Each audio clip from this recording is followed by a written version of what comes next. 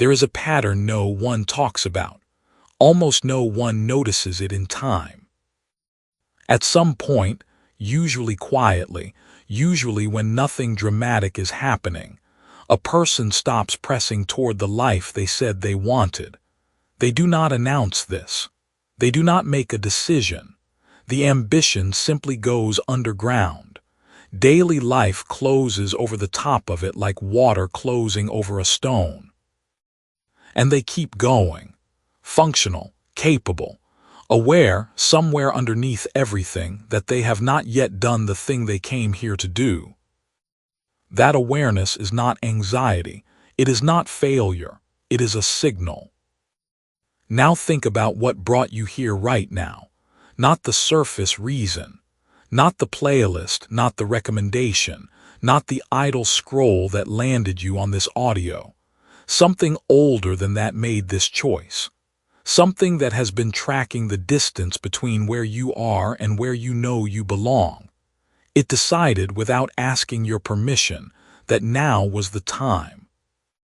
Most people assume they find things when they are ready. They do not. They find things when the part of them they cannot hear has already said yes, already moved toward the door, already crossed a threshold the conscious mind has not yet registered. You did not arrive here early. You did not arrive here late. What you are about to hear will not feel like new information exactly. It will feel like something you have always known, being said in a language you can finally understand. And when that moment comes, and it will come, something in the way you see your own life will close behind you like a door that only locks from one side. Chapter 1. You did not find this, it found you. There is a pattern woven through every era of human civilization, ancient and modern alike. In every age, across every culture that kept records of its inner life, a small number of people seemed to arrive at the right knowledge at precisely the right moment. Not because they were the most disciplined seekers, not because they had searched the longest, but because something inside them had quietly finished preparing without telling the conscious mind it was done. They did not find what changed them. What changed them found them. The timing felt like accident. It never was. And right now, in this exact moment, you are living inside that same pattern. Something in you has already said yes to what is coming, even if the part of you that makes lists and sets alarms has not caught up yet. You were doing something ordinary when you pressed play. Maybe you were lying down, staring at a ceiling that has watched you think too many circular thoughts. Maybe you were in your car, commuting through a week that feels like a copy of the week before. Maybe you had your phone in your hand the way you always do, scrolling through a fog of other people's highlights, and something caught your eye for reasons you could not fully explain. You did not plan this. You did not schedule it. The word audiobook was not on any to-do list you made last night. And yet here you are. That is not a small thing. Here is the question this chapter is going to answer, and it will stay open for a while before the answer comes. If you were not consciously looking for this, then what was? Think about the last several months of your life. Not the surface of them, not the calendar events, but the texture underneath. There have been moments, probably late at night or early in the morning before the day gets loud, when something behind your thoughts started pressing. A restlessness without a name. A vague dissatisfaction you could not quite blame on any single thing. You looked at your bank account and felt something. Not just the number, but a feeling about who you are in relation to that number. You looked at people around you who seemed to be moving and felt, for a moment, like you were standing still. You talked yourself out of that feeling because feelings without plans are uncomfortable. You replaced it with something practical. You kept going. But it kept pressing. That pressure, that nameless restlessness, is not anxiety. It is not ingratitude. It is not a character flaw. It is a signal. And the part of you that sends signals had been working on this long before today. A woman named Dara was 28 years old when she started buying personal finance books. She bought 6 of them across 2 years. All 6 sat on a shelf she could see from her bed. She did not read them. She told herself she was tired, that she would read them on weekends, that she needed to be in the right headspace first. The books sat there. Months passed. She would move them to dust the shelf, then put them back in the same order. One Tuesday afternoon, a coworker mentioned an audiobook during a lunch she had almost skipped. Dara did not write down the title. She did not look it up that night. 3 weeks later, at 11:45 on a Wednesday, she typed the title into a search bar without remembering she knew it, and pressed play while she was still technically doing something else. Within the first 10 minutes she started crying. Not because the content was sad, because it was accurate, because something in the words matched a feeling she had been carrying so long she had stopped noticing the weight of it. Dara later said she had no idea why she looked it up that night. She still cannot explain it. She does not need to explain it. What Dara's conscious mind called procrastination was something else entirely. Her mind had been sorting, filtering, quietly building a readiness that could not be rushed. The books on the shelf were not failures. They were part of the preparation.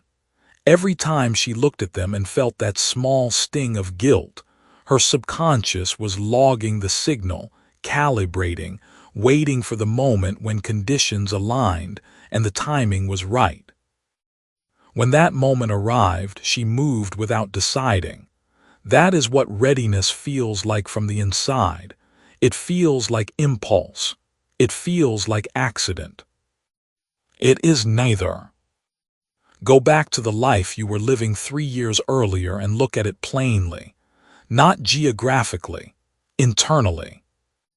Think about the version of you that existed 3 years ago, the worries that felt enormous then, the things you wanted that seemed far away, the questions you were asking that you did not yet have language for.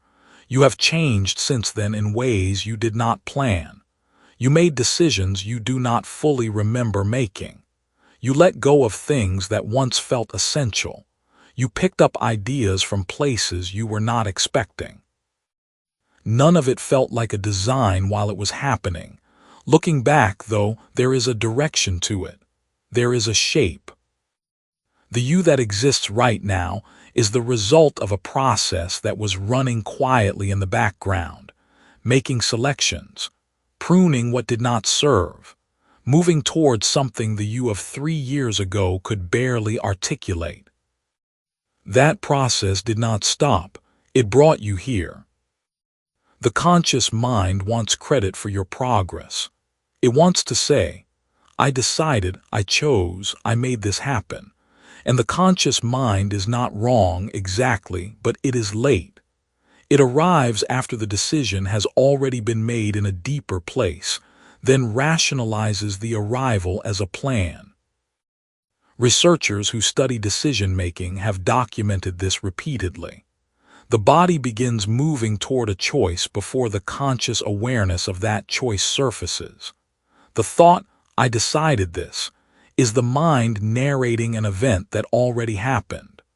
What you call intention is often memory, a story told after the fact about a process that never needed your conscious supervision to begin. Here is what that means for you, right now in practical terms. You did not stumble onto this audiobook. Your subconscious completed an intention that may have been forming for months, maybe longer. Something in you identified a gap between where you are and where you know you are capable of being. Not in a vague motivational sense, but in a precise, physical sense. the way a key identifies a lock by the exact shape of what is missing. And it began searching. The search happened in the background, in the half-attention you gave to things that interested you, in the small pulls towards certain ideas and away from others, in the restlessness that would not let you feel fully satisfied with staying still. That search ended today. The gap has been identified, which means you are already closer than you think. This is the part where most books about money or success tell you to believe in yourself, to commit to the process, to decide right now that you are serious. That is not what this book is going to ask. Deciding is a conscious act, and the conscious mind is the slowest part of this system. What you need is not a decision. What you need is to stop blocking the one that has already been made. The resistance that has kept you in the same financial place is not laziness. It is not lack of information. People who are stuck financially are rarely missing data. They have read the articles. They know roughly what they should be doing. The gap is not intellectual. The gap is in the relationship between what the deeper mind knows and what the surface mind is willing to accept. Your conscious mind has spent years building a very logical case for why your current situation makes sense, why the timing is not right, why you need more preparation, more stability, more certainty before things can actually change. Every piece of that case sounds reasonable, and collectively it has functioned as a wall. Before long, you will run into an idea about how financial change actually begins that clashes with the familiar story. Once that becomes real to you, it changes how you act. For now, understand this. The door you are standing in front of was always yours, not because you earned it through suffering, not because the universe owes you something, but because the version of you that needed to arrive here has arrived. The subconscious already said yes. The finding of this moment was not random. It was the result of a process running underneath everything you did and did not do over a long stretch of time, quietly finishing what the surface of you kept delaying. Accidental discovery is the subconscious completing an intention the conscious mind postponed. You are not here by chance. You are here on time. What happens next is not about whether you are ready. The readiness is already done. The question this book will spend the next 13 chapters answering is simply this: now that you have arrived, will you let yourself walk through? Chapter 2. The conscious mind is the last to know. You already decided. That is what you do not know yet. You made the decision that brought you here to this exact moment, to these exact words, and you made it without ever sitting down and thinking it through. Every person who has experienced a genuine shift in their financial life believes the same thing afterward. They believe they saw an opportunity, thought it over, and chose to act. They are wrong, not in the small details, wrong about the sequence entirely. The decision came first. The thinking came after. And the reason this matters right now, wherever you are sitting or standing or moving, is that this changes everything about how you understand what is happening inside you. If the decision already happened below the surface, then the only thing left to settle is whether your conscious mind is going to cooperate, or whether it will spend the next few months arguing with something that is already done. That question is worth sitting with for a moment. Here is what the previous chapter left you with. The readiness is already done. The question is whether you will walk through. But before you can answer that honestly, you need to understand something most people never learn about how transformation actually works. The conscious mind, that voice narrating your life, analyzing, planning, second-guessing, deciding what is realistic, that voice is not the leader. It has never been the leader. It is the press secretary. It shows up after the real decisions are made and explains them to the public. Your subconscious already said yes. It said yes before you knew what it was saying yes to. Think about that for a second. It sounds strange. And strange things have a way of being dismissed before they can be useful. The human brain processes 11 million bits of information every second. Your conscious mind handles about 40 of them. 40. The rest goes somewhere. It goes below into a part of you that is watching, absorbing, pattern matching, and drawing conclusions at a speed your thinking mind cannot even perceive. That part never sleeps. It never stops working. It never gets distracted by your to-do list or your phone. And that part made a choice. It said this is the moment. It found what it needed. Then it pointed you here. You did not stumble. Now hold that idea gently. There is a tension you need to feel before this chapter can give you anything real. If the subconscious leads and the conscious mind follows, the question becomes, what happens when the conscious mind refuses to follow? What happens when logic shows up late and tries to overrule a decision that was already made at a much deeper level?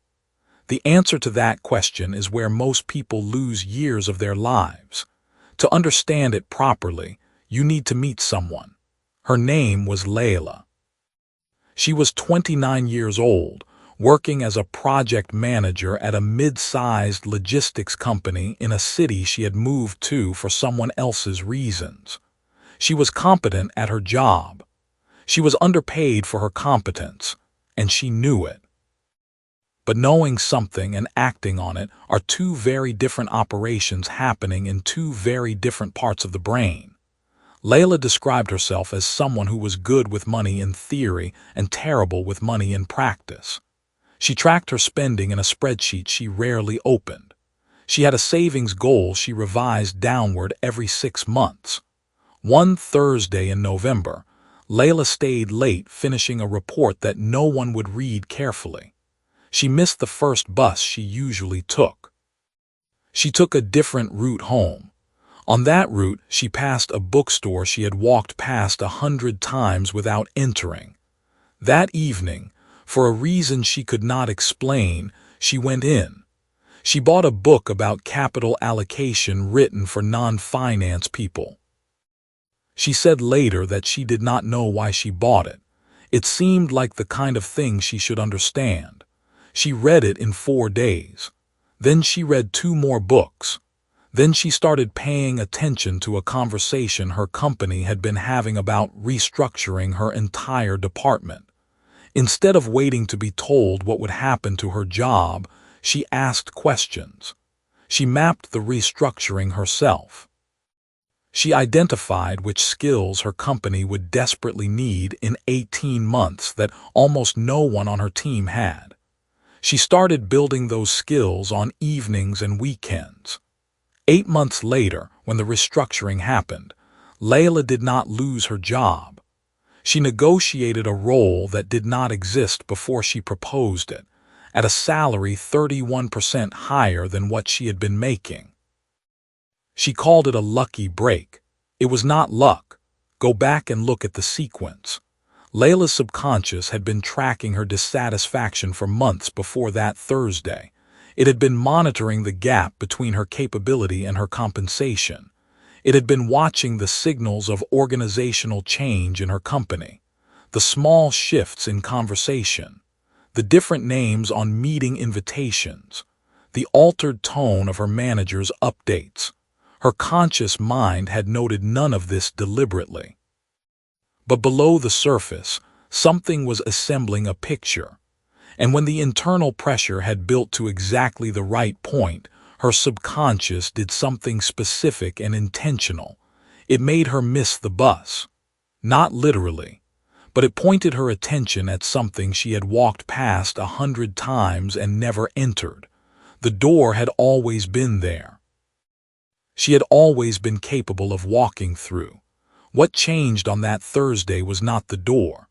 What changed was that the part of her that knew she was ready finally pulled her attention in the right direction. The conscious mind, by contrast, spent 8 months telling Layla she was probably overreaching, that her plan might not work, that she should wait for more certainty, that her idea for a new role might make her look arrogant. Her conscious mind was helpful. It made her presentation sharper. It stress-tested her proposal, but it did not drive the car. It was a passenger who kept asking if they were sure about the route. Here is the mirror moment this chapter is asking you to offer yourself. Think about the last significant thing that changed in your life. Not a decision you labored over, but a shift that happened. A relationship, a move, a job, a realization, a conversation that seemed coincidental but turned out to matter. Now trace it backward. Not the moment you acted, but the moment you first noticed the signal. Then go further back than that. Ask yourself what was happening in the months before you noticed. What dissatisfaction had been growing quietly? What pattern had your life been repeating that needed to break? What were you circling without landing? The conscious mind remembers the moment of decision. The real story starts much earlier. This is the tension at the core of this chapter, and it is a tension that costs people real time and real money if they do not resolve it. Your conscious mind wants to be in charge of your timing. It wants to decide when you are ready. It wants to review the evidence, assess the risk, consult its fears, and only then grant you permission to move. In doing this, it does not protect you. It delays you. It creates the maddening experience of knowing something is true and yet not acting on it. Of seeing a door you should walk through and finding yourself still standing outside it 6 months later, looking for reasons the timing is not quite right. The readiness you are waiting for, conscious mind readiness, is the wrong kind. Down the line in this book, you will run into an idea about the role of belief in financial change that clashes with the familiar story. When that idea snaps into focus, it changes how you act on everything this chapter has started to open. But right now, the thing to understand is this. Every major shift in a person's financial life, every honest account of how it actually began, traces back to a subconscious move that happened before the person thought they were ready. The clarity came after. The understanding came after. The ability to explain it to other people, to write it down, to teach it, that came last of all. The decision came first, quietly, below the surface. In the part of you that does not speak in words but speaks in which bus you miss and which door you finally walk through. Layla did not stumble into her breakthrough. She arrived at it on time, and arriving on time does not always look like what you imagined. Sometimes it looks like a detour. Sometimes it looks like a delay. Sometimes it feels like accident, but the subconscious does not operate by accident. It operates by accumulated pressure and precise redirection. And when it is ready, it does not ask your conscious mind's permission. It already said yes. Your conscious mind is the last to know. This is not a problem to solve. It is a design to trust. So here is the question the next chapter will need you to carry with you. If the subconscious leads and already said yes, what exactly did it say yes to?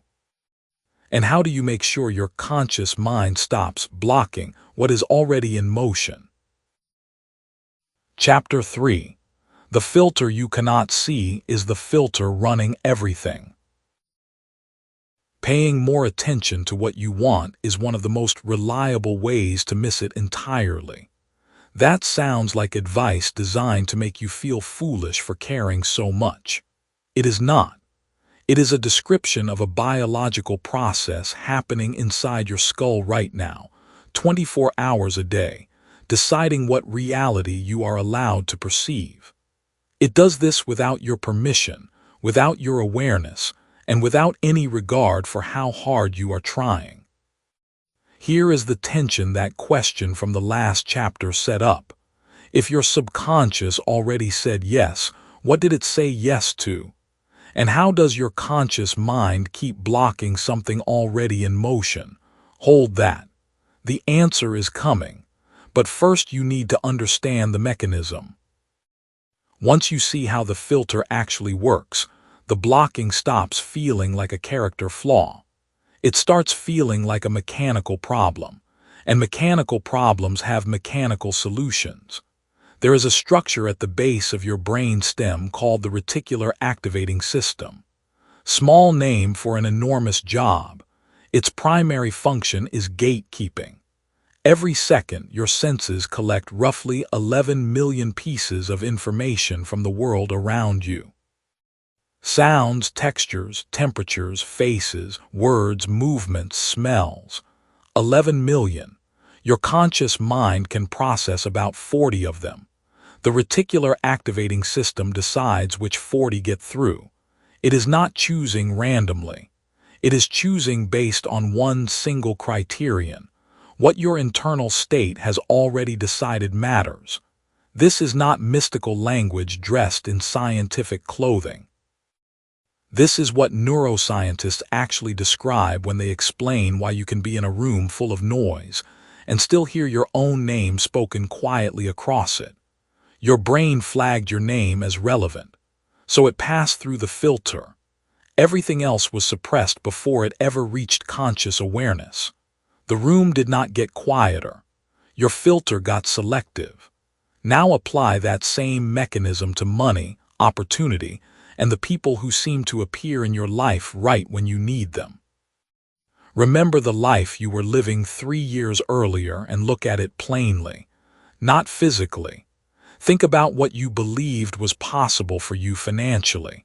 Think about the number that felt like the ceiling, the income that seemed like it belonged to someone else, the kind of work or idea you would dismiss before even finishing the thought. Now think about what information was circulating in the world during that same period. The opportunity, the conversation, the book, the person who knew something useful. How much of it did you simply not see?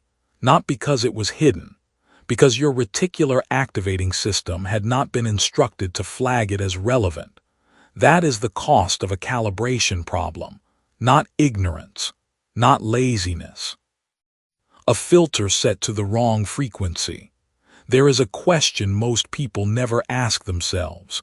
They ask, why hasn't this happened for me yet? They rarely ask, what am I currently unable to see because I have not yet decided it belongs to my world? There is a story worth telling here. A woman named Celeste spent 11 years working in logistics management for a mid-sized shipping company. She was good at the work, reliable, thorough, the kind of employee who never caused problems. She was also quietly certain that she was the kind of person who worked for other people, not the kind who built things. She could not have told you she believed that, but she acted from it every day. When colleagues mentioned new freight software startups at lunch, she registered the words and moved on.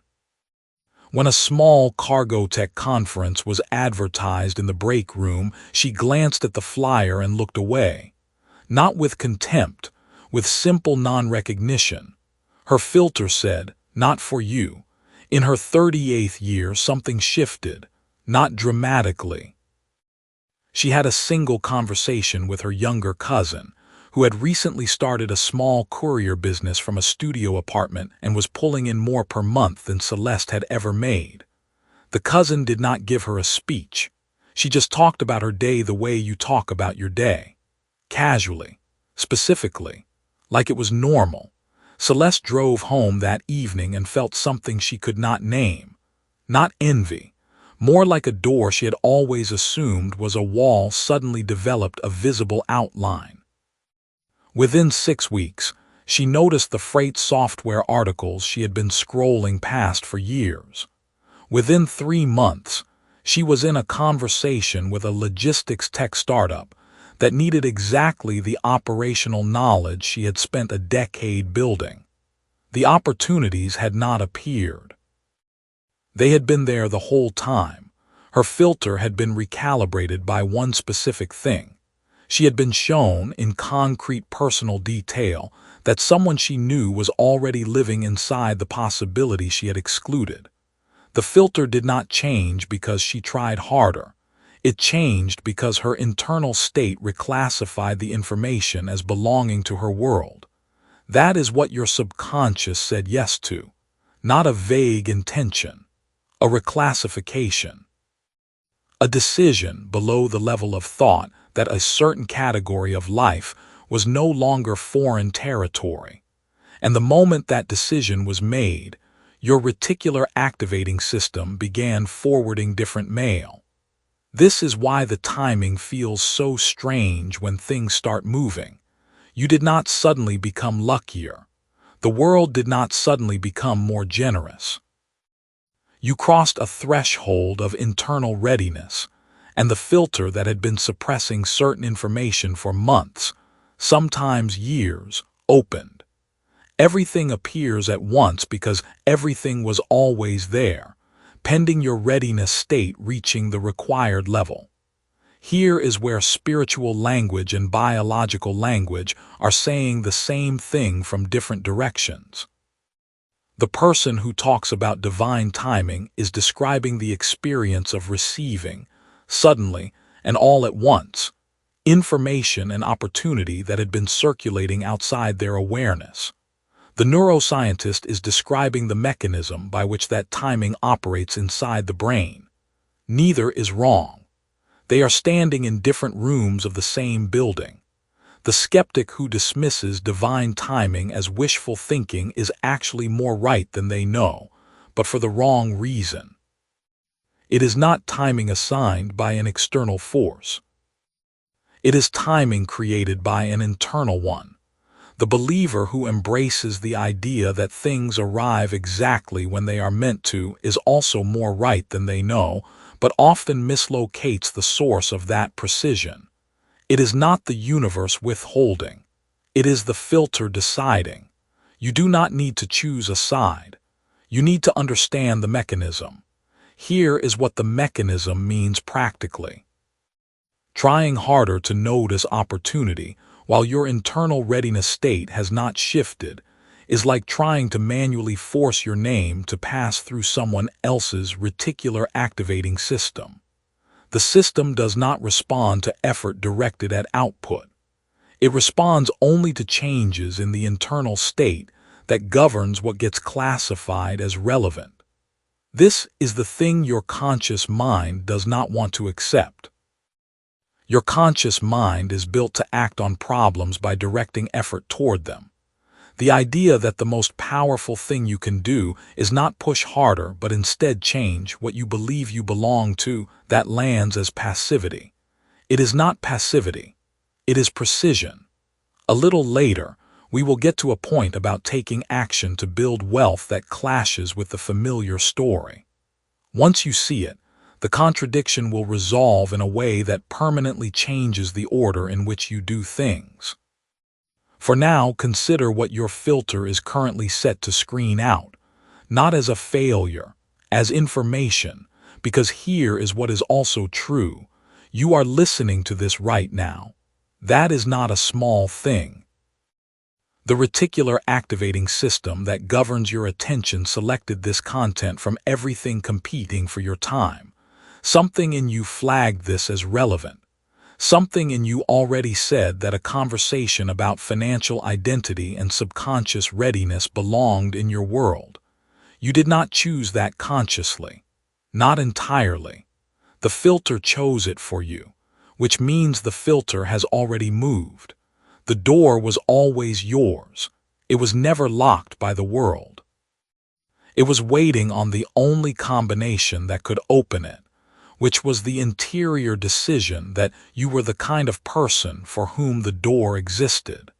Think about what that means for where you are standing right now.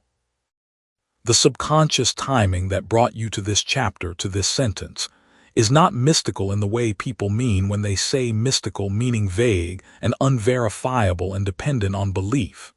It is biological. It is the RAS executing a classification decision, your internal state made at a threshold you crossed before you were fully aware of crossing it. You arrived here on time by arriving now. That is not a comfort statement. That is a description of the mechanism.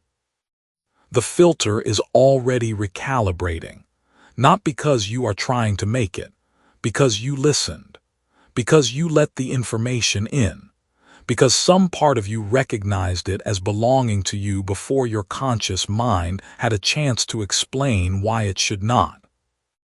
And now that the mechanism is visible to you, the question is not whether you are ready. The question is this: what happens to a filter that now knows it has been filtering out the wrong things? Chapter 4. Every wealth story has a readiness inflection point. Something is leaving you right now, not dramatically, not in a single moment you could point to and name.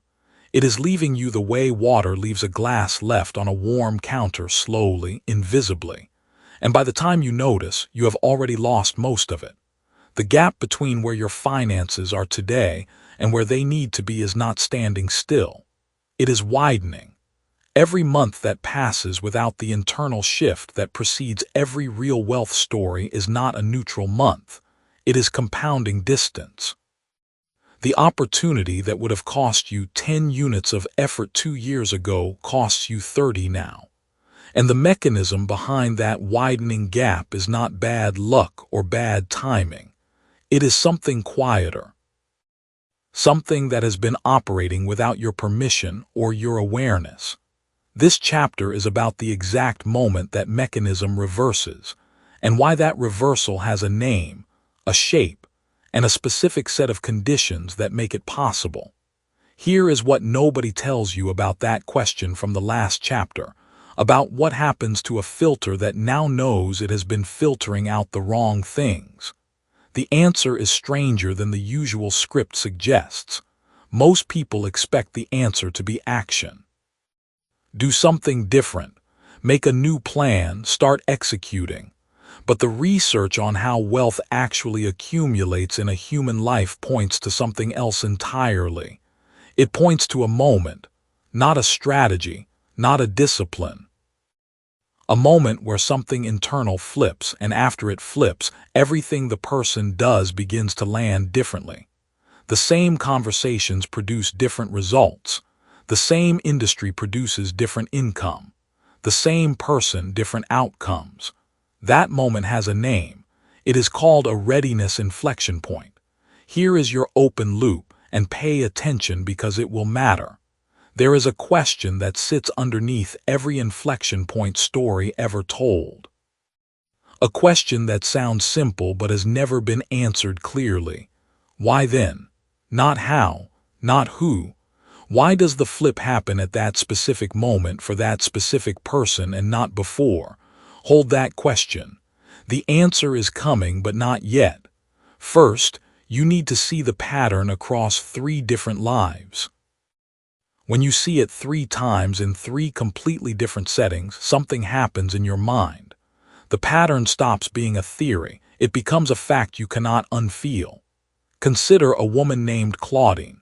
She spent 8 years working in commercial insurance, good at it, well-liked, making a salary that was respectable but never quite enough.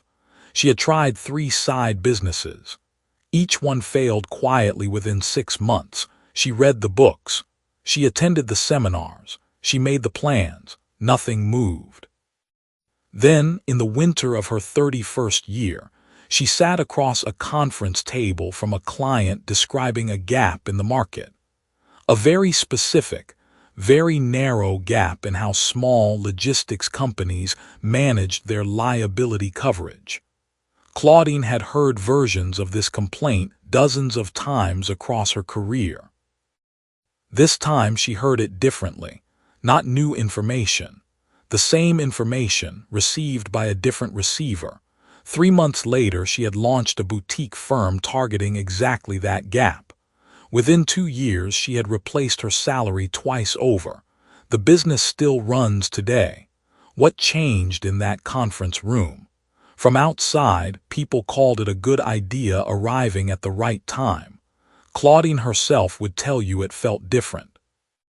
It felt like something clicking into place that had already been assembled, like a lock that finally found the key it had been built for. The business did not appear to her. The readiness to receive it did.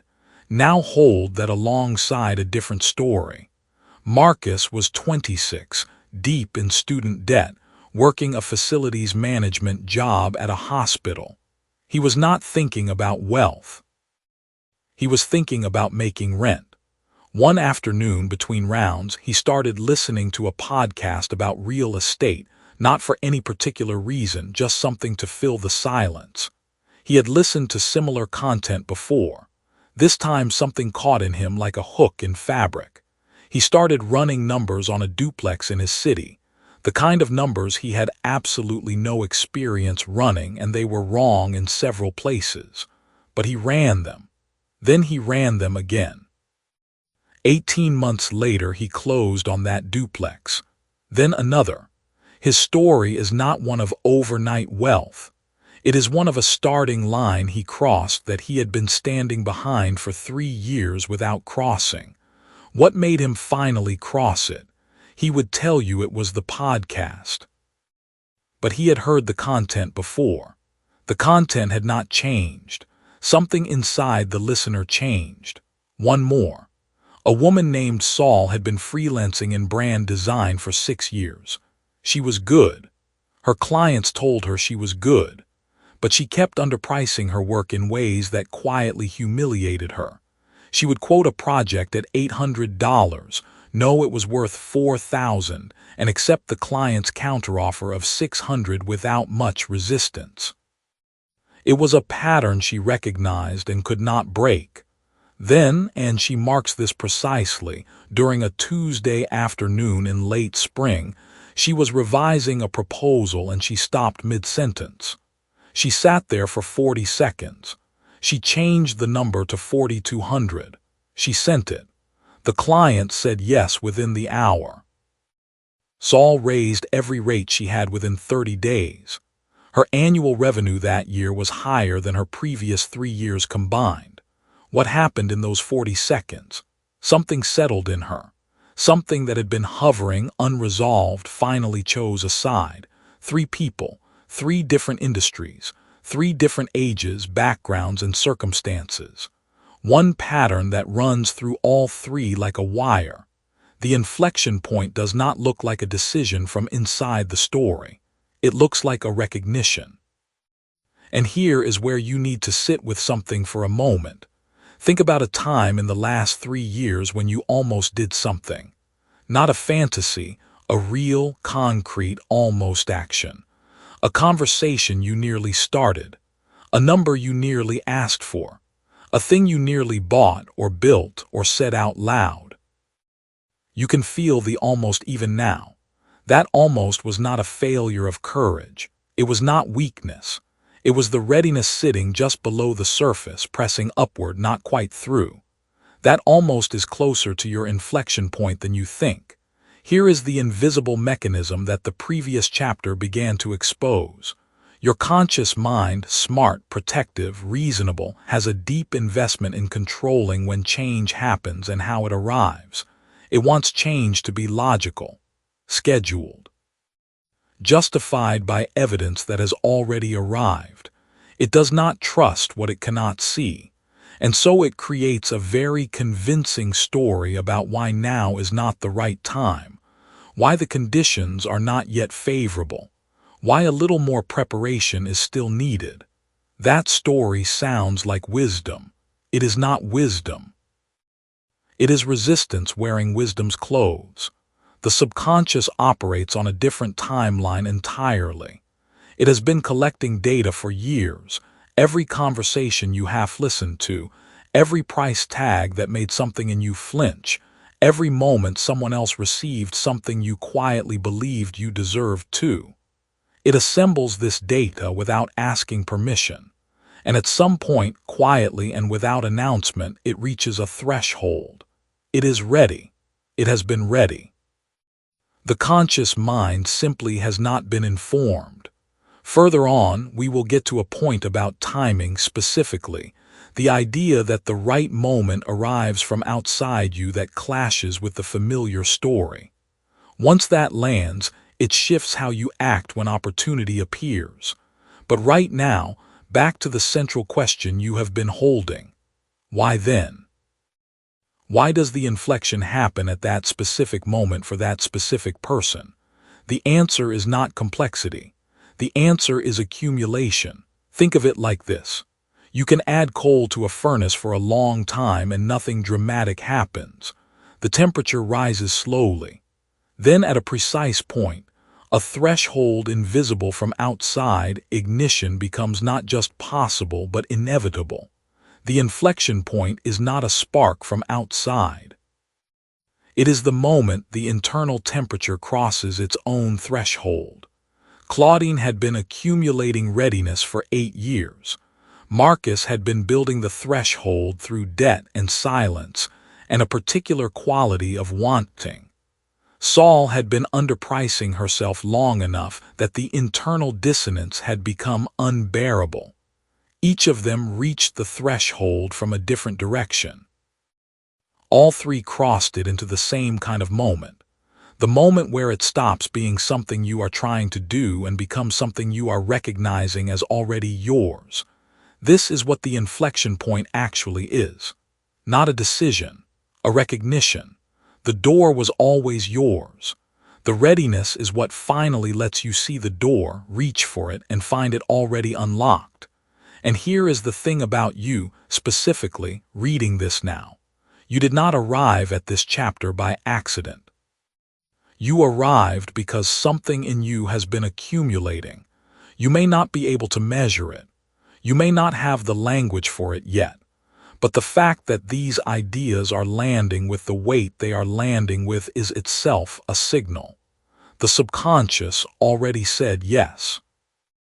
It said yes before your conscious mind agreed to open the first page. You are not approaching your inflection point. You are in it. Now close the loop you have been carrying. Why then? Why does the flip happen at that specific moment for that specific person? Because readiness is not passive accumulation. It is the subconscious reaching a threshold where resistance from the conscious mind can no longer hold. The inflection point looks like luck from outside, because an outside observer cannot see the years of internal pressure that produced it. It feels like inevitability from inside because the subconscious has already done the work. The difference between those two experiences, between luck and inevitability, is alignment. When what you are ready to receive matches what you have unconsciously been preparing for, the inflection point does not arrive. It ignites. What will you do in the next 48 hours now that you know the ignition is not waiting for better circumstances, but for you to stop insisting that your circumstances must change before you are allowed to begin? Chapter 5. Resistance is just readiness in the wrong gear. Every time you walked away from an opportunity, your subconscious was doing its job. That sounds like a comfortable excuse for fear. It is not. It is a precise description of a filtering mechanism that most people mistake for failure. They spend years resenting it. They never learn to read it correctly. The uncomfortable truth is this. The resistance you felt was not weakness wearing a disguise. It was intelligence operating below the threshold of your awareness. It was scanning for the vehicle that actually matched the destination you had already chosen, without knowing you had chosen it. You did not fail to commit. You refused to commit to the wrong thing. And that refusal, the one you have been apologizing for, the one you have called laziness or fear or bad timing, that refusal was the most discerning act of your entire financial life. This chapter will show you exactly why. By the time you reach the end of it, the word resistance will never sit the same way in your mouth again. You read that question at the end of the last chapter. What will you do in the next 48 hours? Maybe it landed with clarity. Maybe it landed with something else. A low hum of hesitation.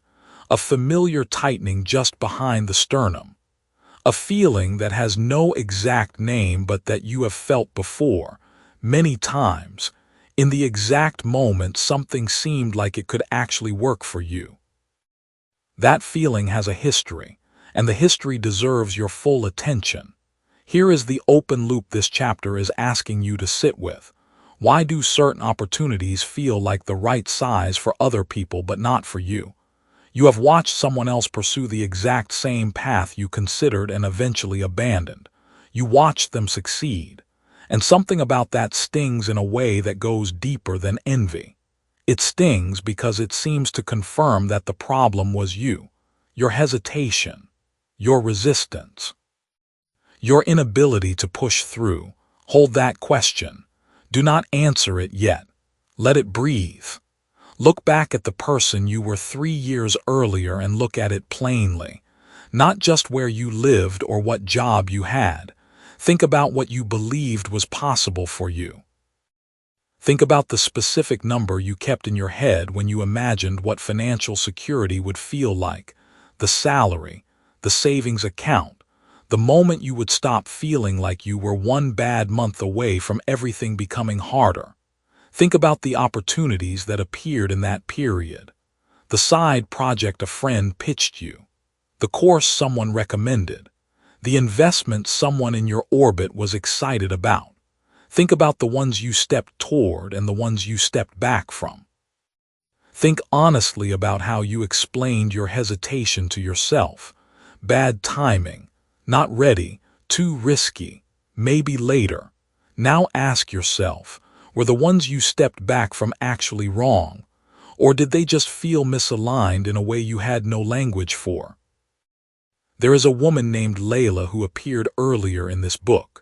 She spent 18 months saying no, not dramatically. She did not slam doors or make speeches about why she was choosing caution. She simply found reasons, one by one, for why each path she considered was not quite right.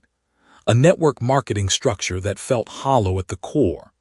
A dropshipping model a colleague was passionate about that Layla could not make herself care about no matter how many times she recalculated the margins. A real estate course she bought, opened twice, and let expire on her laptop. People around her saw a woman who could not commit. She saw a woman who kept failing at the first step. What neither she nor the people around her could see was what was actually happening inside her, below the waterline of conscious thought. Her subconscious had already decided on a direction. It had already mapped, without her permission and without her awareness, what kind of work would hold her attention long enough to actually compound into results. It had already identified the texture of the environment where she would thrive. It was not blocking her. It was holding her at the gate while it finished building the case. Every time she stepped toward the wrong vehicle, something in her read the gap between where that path led and where she was actually going, and it pulled her back. Not cruelly, not randomly. With a precision she only recognized much later, when the right opportunity arrived and her yes came out of her before she had finished reading the first paragraph of the proposal. She did not feel ready. She felt certain, and those are entirely different sensations. The resistance was not in the wrong place. It was in the right gear for the wrong road. This is the distinction that resets the entire frame. Resistance is not a sign of a broken mechanism.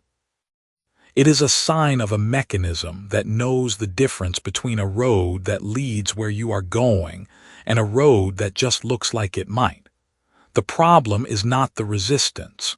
The problem is that no one ever taught you to read it, so you read it as a symptom of something wrong with you.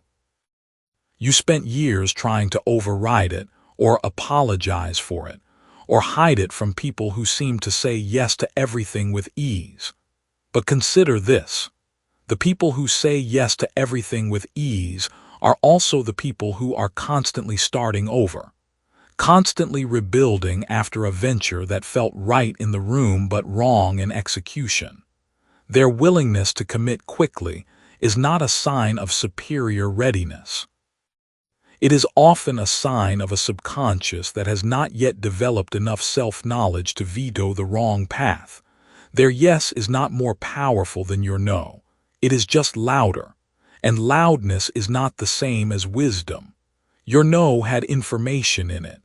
Every time you felt resistance toward a financial opportunity, your subconscious was running a comparison. On one side, the actual requirements of that path, the personality it rewards, the tolerance for uncertainty it demands, the kind of daily work it produces, the values it requires you to hold in order to stay motivated when the results are slow.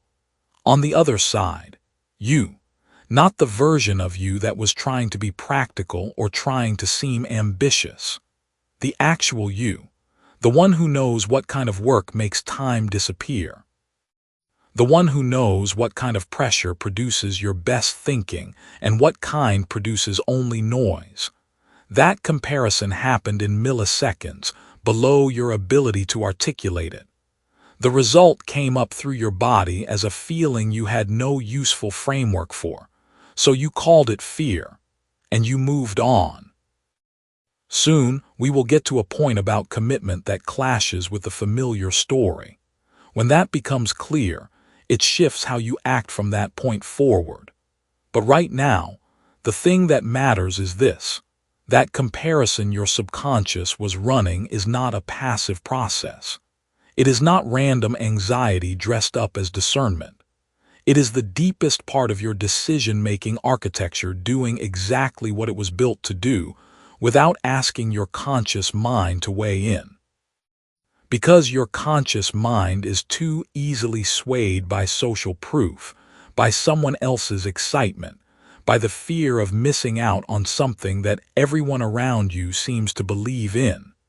The conscious mind wants to look decisive. The subconscious wants to arrive.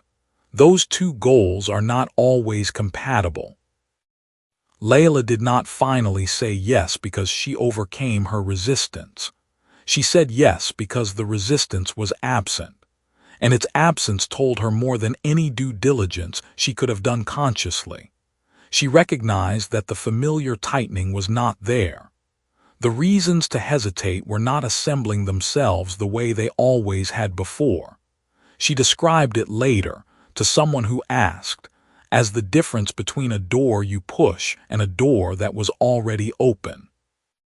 You do not feel clever when you walk through an open door. You just walk through. The door was always hers. The subconscious had been holding it. Here is what you need to understand about your own history of resistance. It was not punishment. It was curation.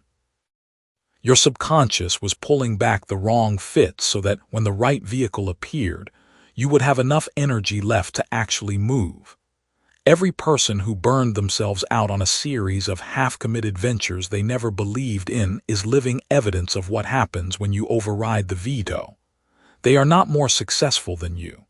They are more exhausted, and they are still looking, even now, for the thing that feels the way Layla's felt when she finally said yes.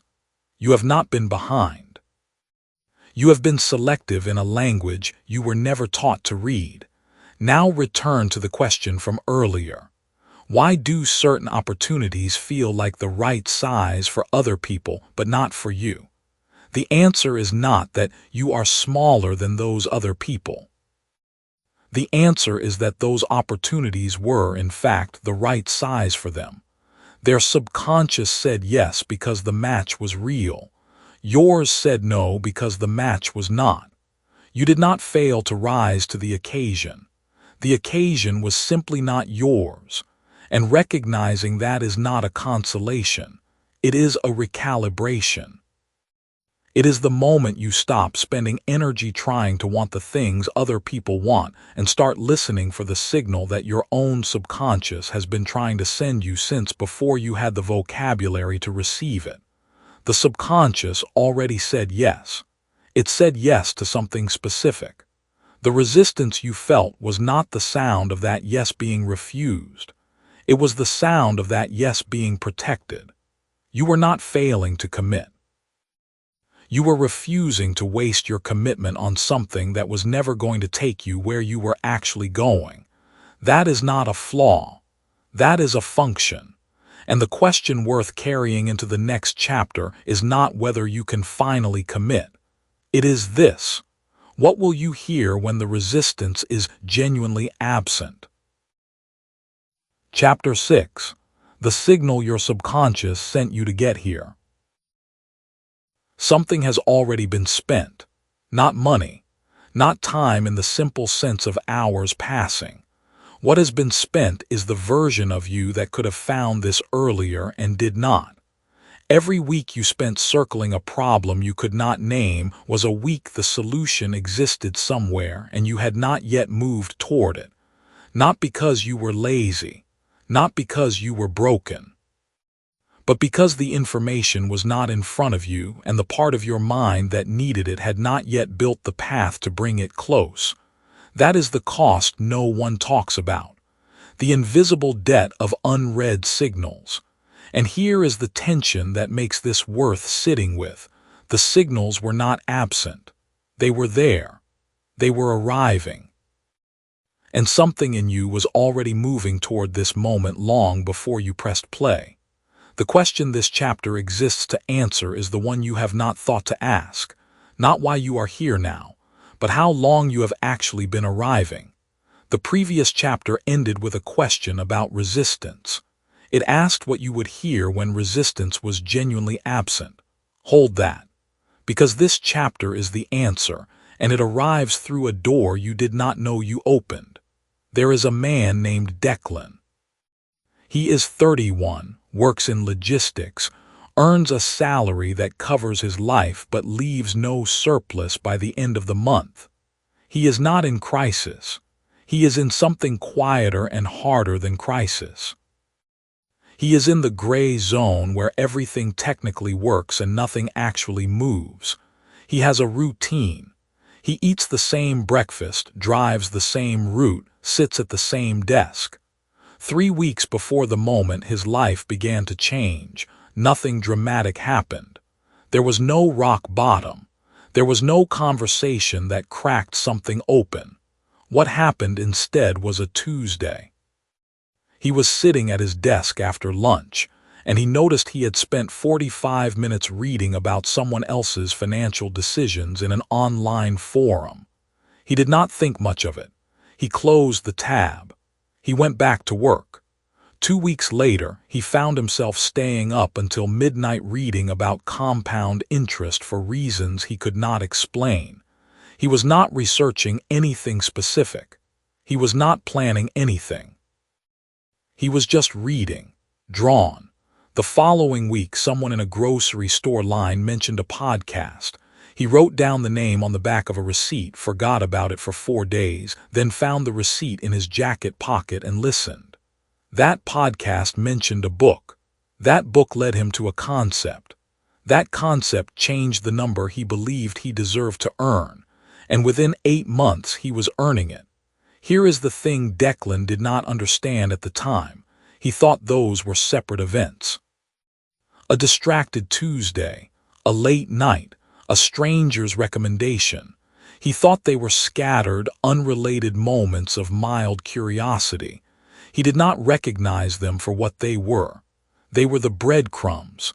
Think about the last 30 days of your own life, not in a grand way. In a quiet, honest, specific way. Think about what you searched for, even casually. Think about the conversations that stuck with you longer than they should have. Think about the article you read halfway through and then closed but did not forget. Think about the feeling you had at some point, maybe lying in bed, maybe in a car, where something in you was quietly unsatisfied but could not put language to it. Think about what you clicked on, what you saved, what you sent to yourself. These did not arrive because the algorithm knew you. They arrived because something deeper than your habits sent a request the algorithm merely fulfilled. You were asking. You were already asking before you knew you were asking. That is the mirror moment this chapter is asking you to stand inside. Not to analyze, just to see. The pattern was already there. You were already moving. Now here is the open loop this chapter needs you to carry. There is a question underneath all of this that sounds simple and is not. The question is, who decided you were ready? You are going to think the answer is you. Your conscious mind, some decision you made to press play today. But hold that answer loosely. 300 words from now you will see why that answer is incomplete, and the complete answer changes something. Your conscious mind is remarkable at certain things. Planning, defending, building explanations. But your conscious mind also carries one specific limitation.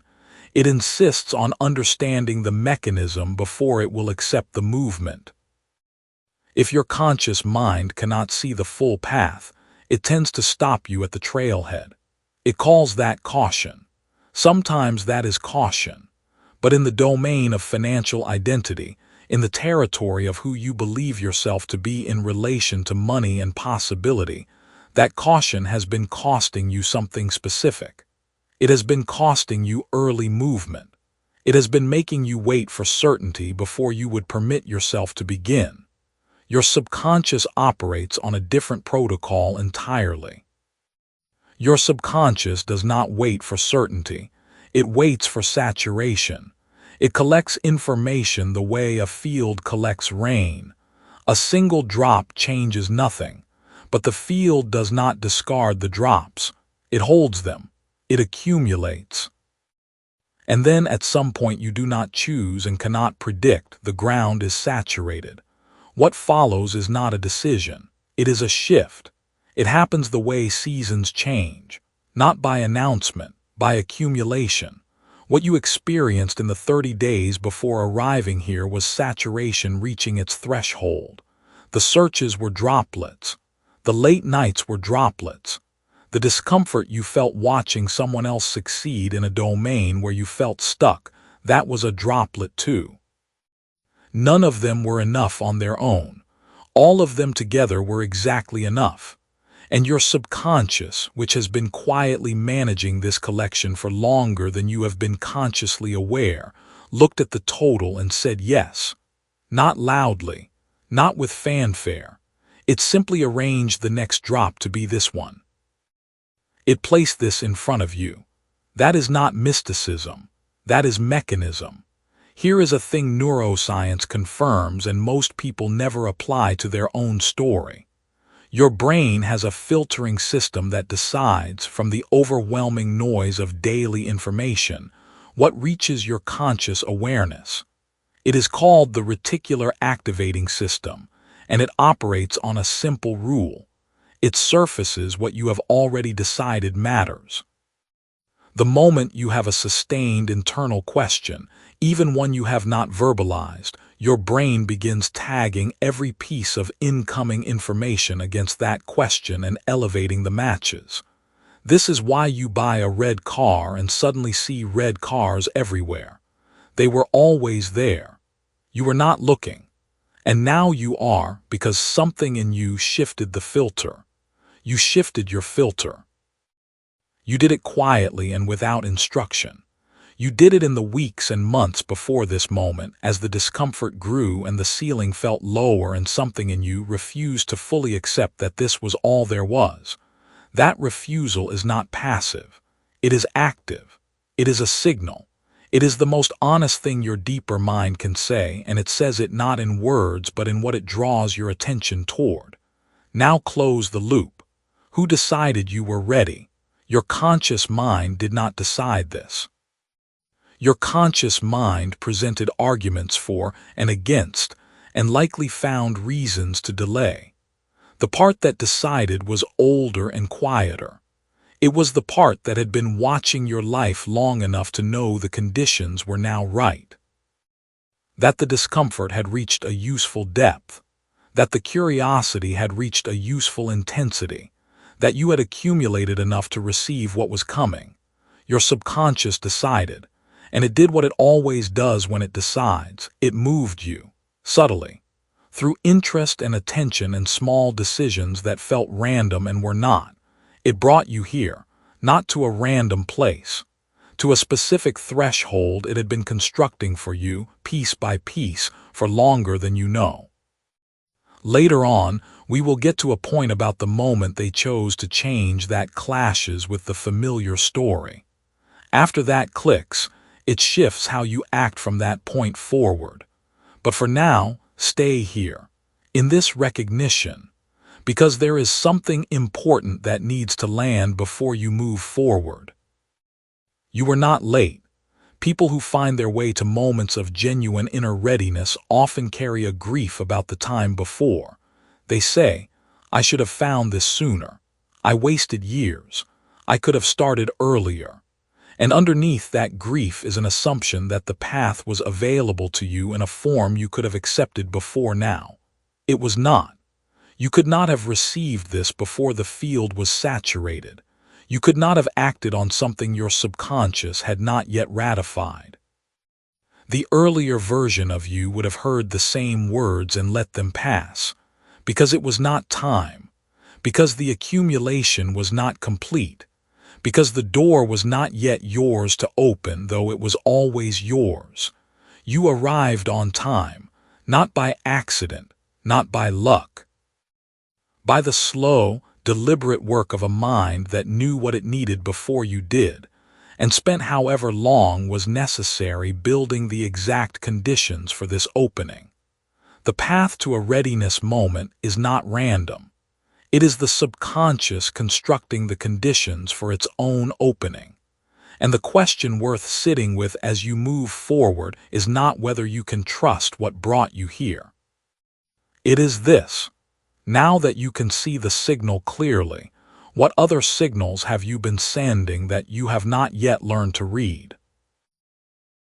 Chapter 7. The Hour Nobody Talks About. Preparation takes years. The shift itself takes seconds. That sounds like a consolation for slow progress. You would be forgiven for reading it that way. It is not.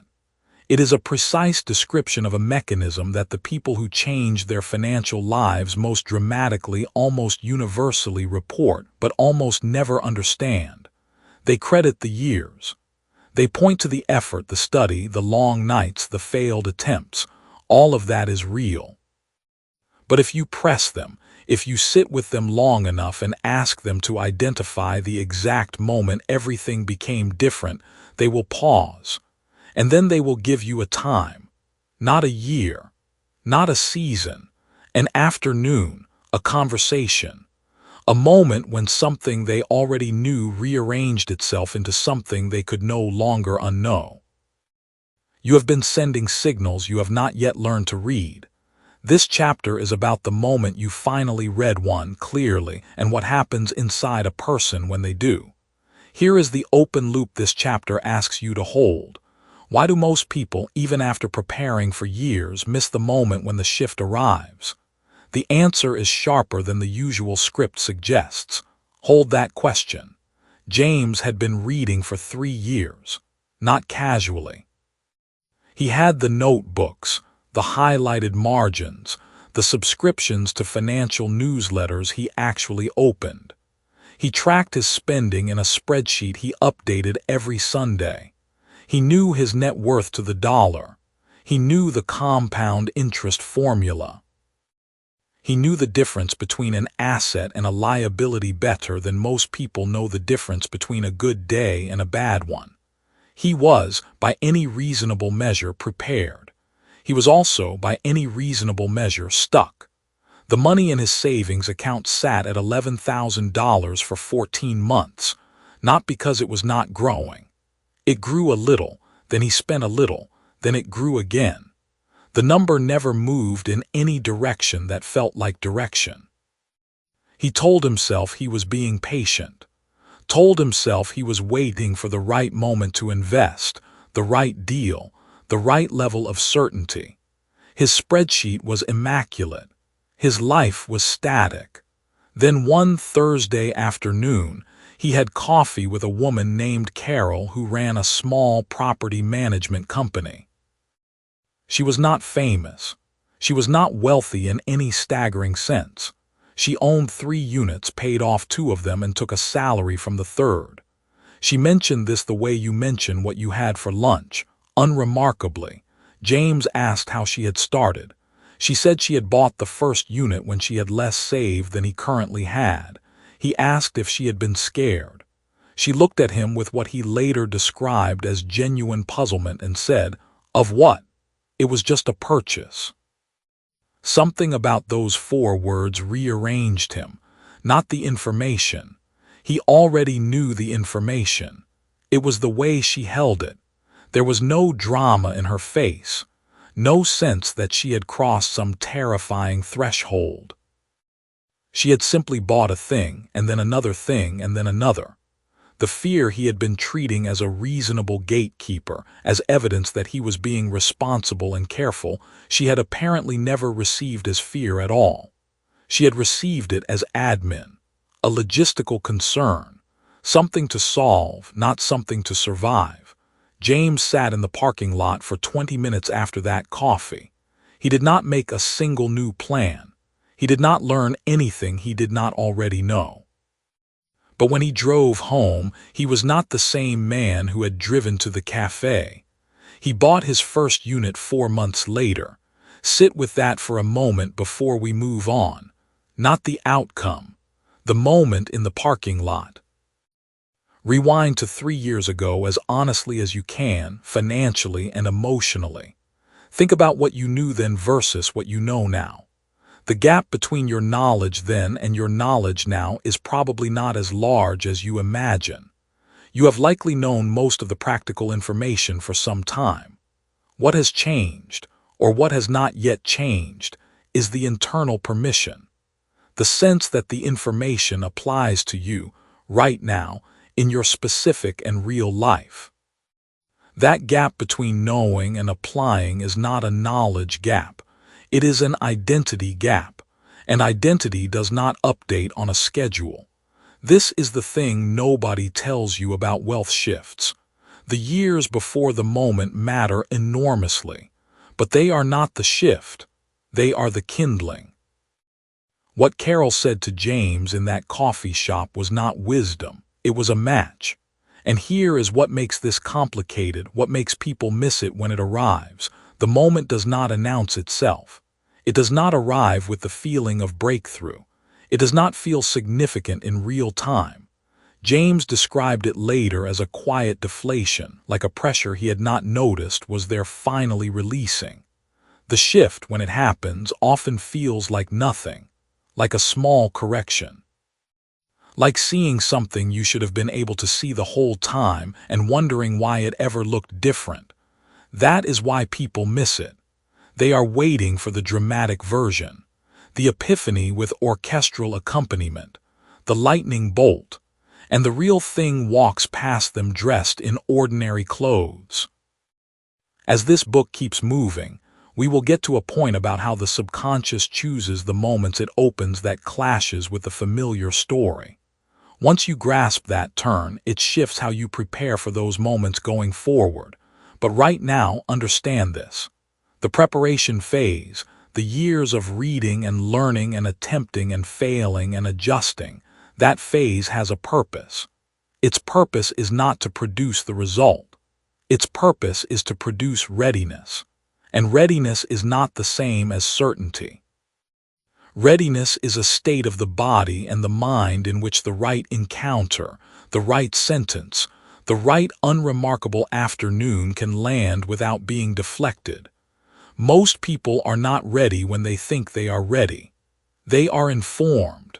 That is different. You can be informed about swimming and still drown. Being informed means the knowledge lives in your head. Being ready means the knowledge has moved somewhere deeper, somewhere it can actually govern your choices under pressure, under uncertainty, under the ordinary chaos of a real financial decision. How does knowledge move from the head to that deeper place? Repetition is part of it, but repetition alone produces habit, not identity. Something else is required. And that something else is almost always an encounter that collapses the distance between the abstract information and the concrete reality of your own life. Carol did not teach James anything. She collapsed a distance. She showed him that the thing he had been treating as a far shore was actually the ground beneath his feet. He had been reading maps of a place he was already standing in. You have been doing this too. Not with the same facts or the same figures, but the pattern is identical. There is something you know, have known for a while, that you are still treating as belonging to someone else's life. Someone older, someone wealthier, someone with a different starting point. The shift is the moment you stop treating it as belonging to someone else. Now, back to the question you have been holding. Why do most people miss the moment of the shift, even after years of preparation? Here is the answer. They miss it because they are looking outward when it happens. They are watching for the deal, the number, the external signal that confirms they are ready. But the shift is not external. It never was. The shift is the moment the internal gatekeeper, the part of your mind that has been cataloging all the reasons this is not yet the right time, goes quiet. Not because the reasons disappear. They do not disappear, but because they stop being treated as disqualifying. They become, like Carol's fear admin, logistical concerns, things to solve, not things to survive. You cannot force this moment, but you can position yourself to be present for it. You can refuse to let the years of preparation be wasted on a version of yourself that is still waiting for permission from outside. The permission will not come from outside. It will not come in the form of a market condition, a bank approval, a number in your account that finally feels large enough. It comes from the same place the question that brought you to this book came from. The subconscious already said yes. It has been saying yes for longer than you realize. The conscious mind, with its spreadsheets and its timelines and its appetite for certainty, has been filing objections. And that process has its place. The objections are not worthless. They become kindling too. But at some point, the filing of objections becomes its own kind of avoidance. It masquerades as responsibility. It calls itself patience. James sat in that parking lot for 20 minutes because something in him knew what had just happened and needed time to accept that it had been that simple. No ceremony. No dramatic obstacle overcome. Just a woman who looked at his fear with puzzlement and 4 words that rearranged everything. The door was always yours, not once you earned it, not once you knew enough, saved enough, waited long enough. Yours now, the same as it was the day before you picked up this book, the same as it will be the day after. The only thing that changes is whether you recognize it as yours. Transformation is not slow, only the preparation is slow. The shift itself is a single internal permission, and it can arrive in an ordinary parking lot on an ordinary Thursday, disguised as nothing at all. So here is the only question that matters now. What would it feel like if you had already given yourself that permission, and you simply had not noticed yet? Chapter 8. Permission is the only missing variable. Something is draining out of your life right now, and it is not money. Money is only the visible part. What is actually draining is possibility, the specific, compounding possibility that lives inside every week you spend waiting to feel ready. Every morning you wake up with the same unspoken agreement that today is not quite the day. You are not simply pausing. You are paying. The difference between where you are and where you sense you could be is not sitting still. It is widening. Not because the world is closing doors on you, Because one specific mechanism inside you keeps reaching the threshold and pulling back. You have the information. You have, at minimum, enough of it. The opportunities around you are real. They were real last year too. And yet something is not moving. This chapter is about why. And more than that, it is about the one variable that, once you see it clearly, makes every other variable fall into place. The last chapter handed you a question and left it unresolved. What would it feel like if you had already given yourself permission and simply had not noticed yet? Sit with the shape of that question for just a moment. It is not asking you to pretend. It is asking you to look more carefully at something that may have already happened. Here is the open question this chapter is going to carry for a while before it answers. Why do two people with identical circumstances, same income, same city, same starting point, end up in completely different financial lives within 5 years? Hold that. The answer is coming, but not yet. Return to the person you were 3 years earlier and look at it plainly. Not abstractly, specifically. The place you slept, the number in your bank account at the worst point that year, the conversations you were having with yourself at 2 in the morning about whether things would change. You were capable then of everything you are capable of now. Your intelligence was not smaller. Your desire was not weaker. What was different? Be honest with yourself. It was not your skill set. Not really. What was different was what you had decided you were allowed to have. Permission is the mechanism that most financial education never touches because it is not a financial variable. It lives upstream of money. It lives upstream of strategy, of habit, of even belief in the conventional sense. Permission is the specific internal signal your subconscious requires before it will route your full cognitive and behavioral resources toward a goal. Without it, you can know every technique. You can read every book. You can write the plan and set the alarm and say the words out loud to yourself in the mirror. And some part of you will still find a way to hesitate at the exact moment action is required. That is not weakness. That is not laziness. That is a system doing exactly what it was designed to do. Your subconscious is not your enemy. It is running a protection protocol.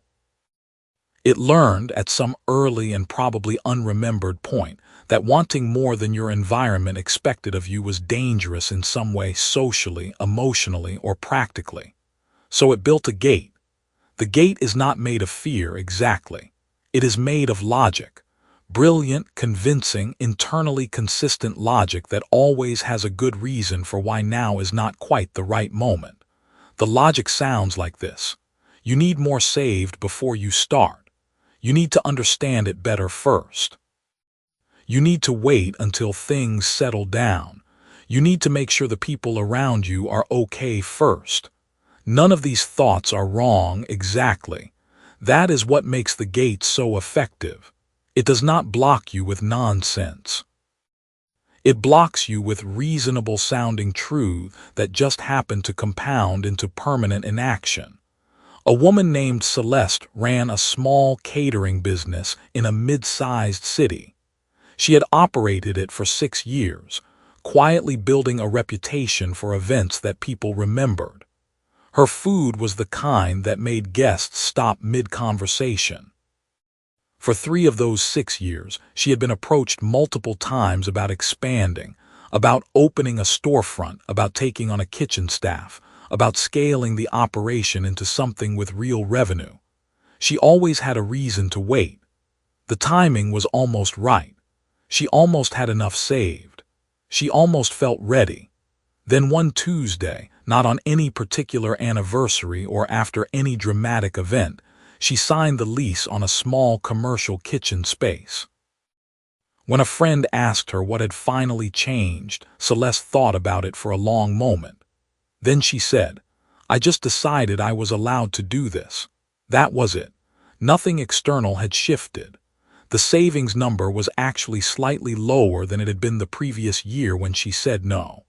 The timing was objectively worse, but something inside her had quietly and without ceremony issued a clearance that it had withheld for years. The business doubled its revenue within 14 months. What Celeste found was not a new strategy. She found the variable that had been missing the whole time.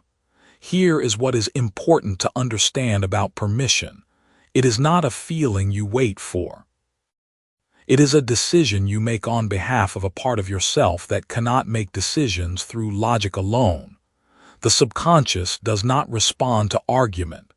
You cannot think your way into permission any more than you can think your way into sleep. What it responds to is declaration. Specific, internally directed, quietly absolute declaration. And here is where the answer to that open question begins to arrive.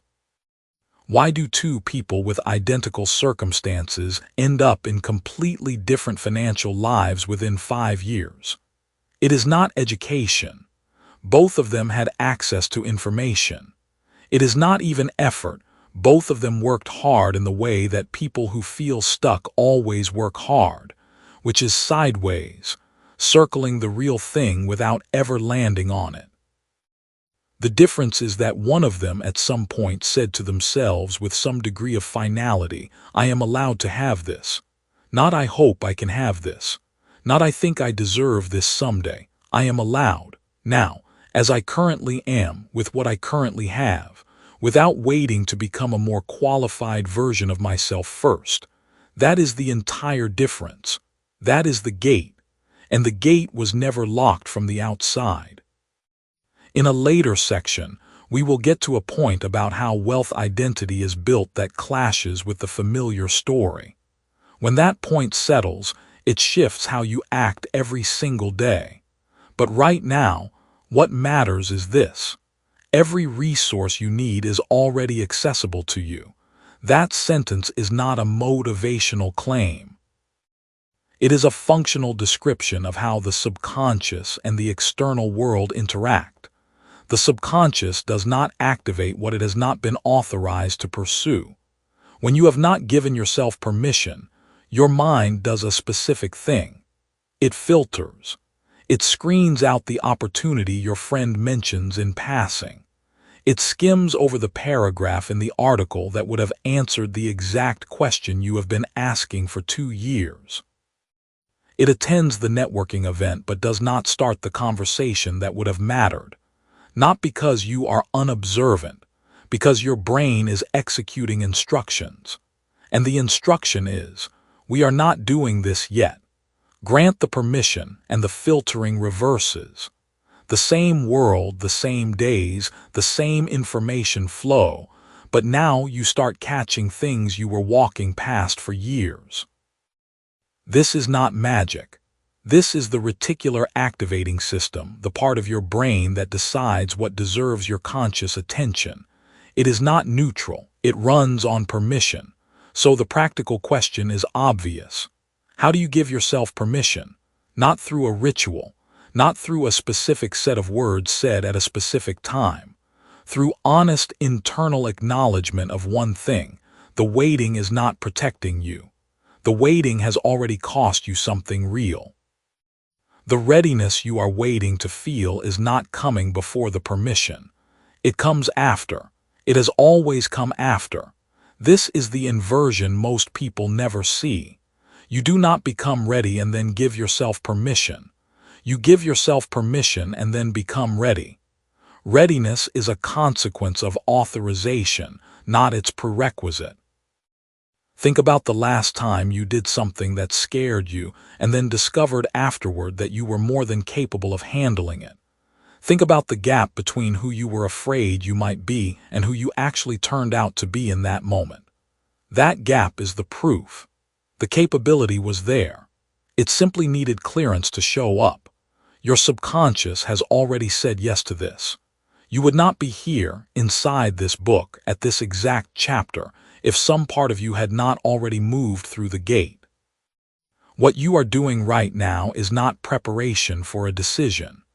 It is the slow, conscious recognition of a decision that was made below the level of language and deliberation, quietly, before you even picked this book up. That is not a small thing. The door you have been standing in front of was not closed. It was not locked. You were simply waiting for someone to tell you that you were the kind of person who was allowed to walk through it, and the only person who could ever say that was you, and the only time they could say it was now, not tomorrow when the conditions improve, not next year when the number is bigger or the situation is cleaner or the fear is somehow smaller. Now is not a compromise. Now is the door. What does the person who already said yes do differently on an ordinary Tuesday? Chapter 9. The subconscious wealth identity already exists inside you. The wealthy version of you is not something you have to build. That sounds like false comfort. The kind of thing printed on a motivational poster in a dentist's waiting room. It is not. It is a precise description of how identity actually works, and understanding it will change what you do tomorrow morning more than any plan you have ever written. The question at the center of this chapter is this. It will take a few minutes before the answer arrives. If the wealthy identity already exists inside you, why can you not feel it right now? Hold that question. The answer is not what you expect. You do not create gold by adding ingredients to dirt. You find it by removing the dirt that surrounds it. The wealthy version of you is not a future construction waiting for the right materials. It is already present, already formed, already whole, buried under sediment that accumulated so slowly you mistook the sediment for your actual face. Picture the person you were 3 years earlier and look at it plainly. Not where you wanted to be, not where you planned to be, where you actually were. Think about the beliefs you were carrying, the conversations you were having about money, the assumptions you treated as permanent facts. Some of those assumptions have already loosened. Some have already fallen away without you noticing. The excavation has already begun. It began before you picked up this book, and the part of you that chose this book chose it because of that. This is what the person who already said yes does differently on an ordinary Tuesday. They do not wait for the proof before they act like the proof exists. They move through the day not with performance or pretense, but with a quiet certainty that the thing they seek is not somewhere else. It is not across an ocean.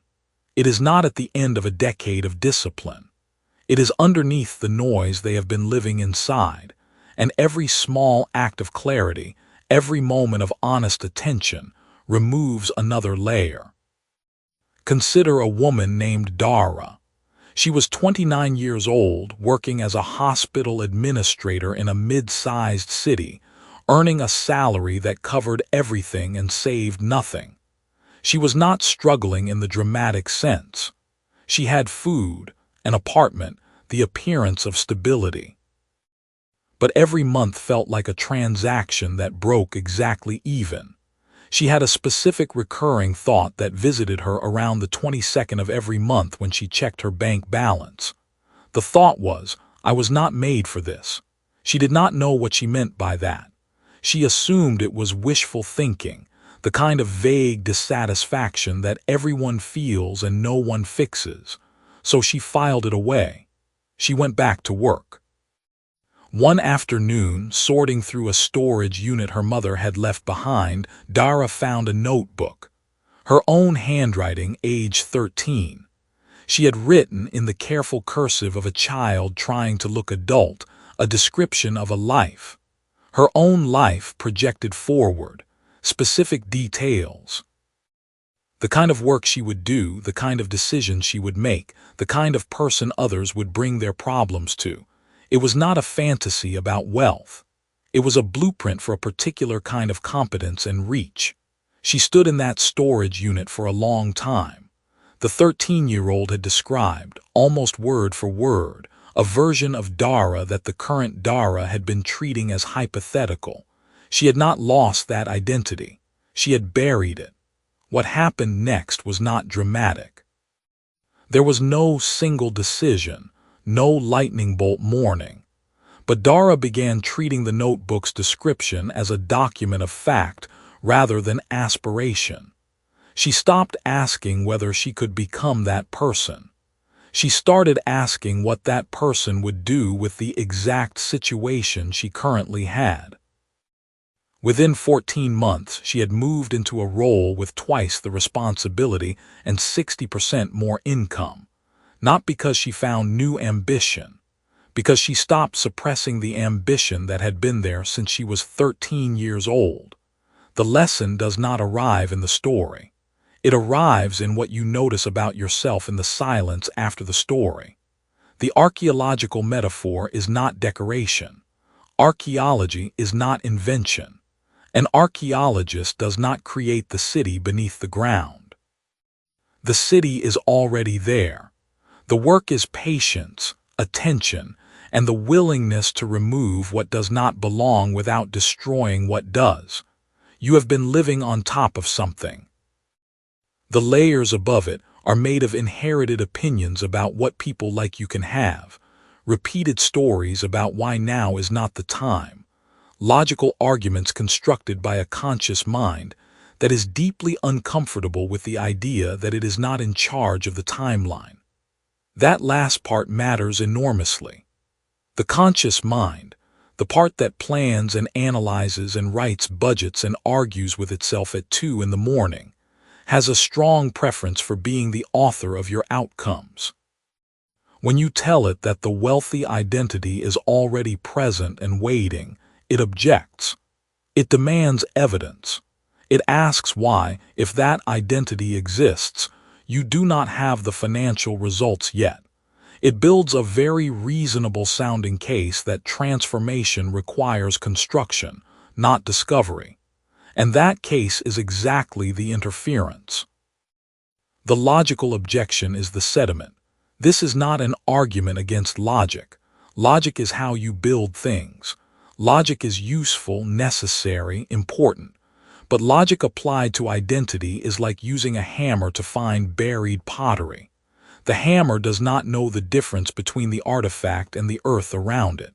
Applied indiscriminately, it breaks what it was meant to uncover. The subconscious does not object. It already said yes.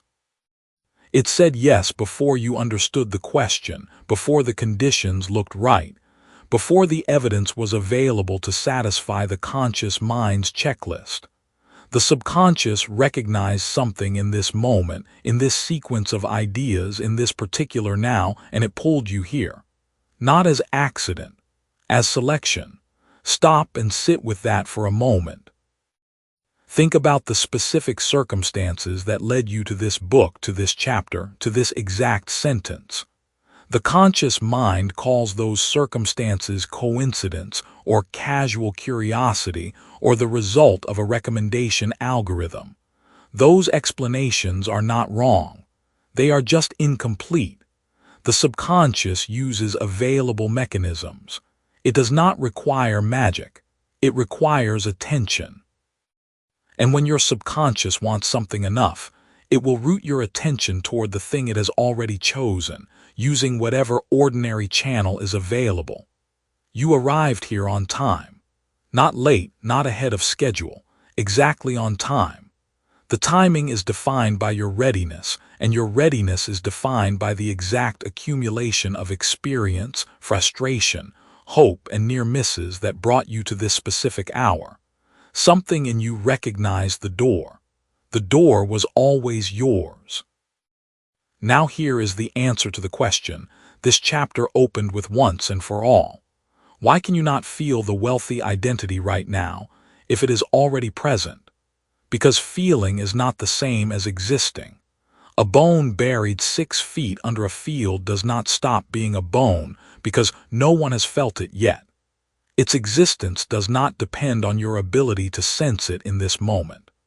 The wealthy identity inside you does not require you to feel it in order for it to be real. It requires you to stop piling more dirt on top of it.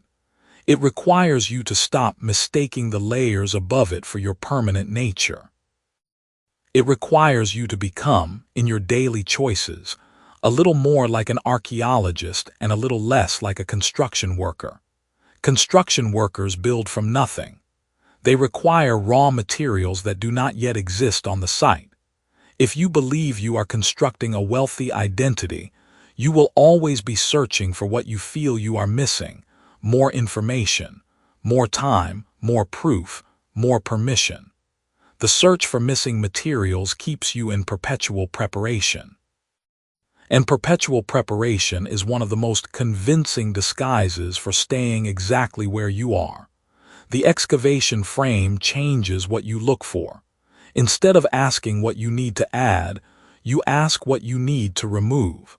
That is a different question. Different questions produce different actions. The action of removal looks quieter than the action of construction. It looks less productive from the outside.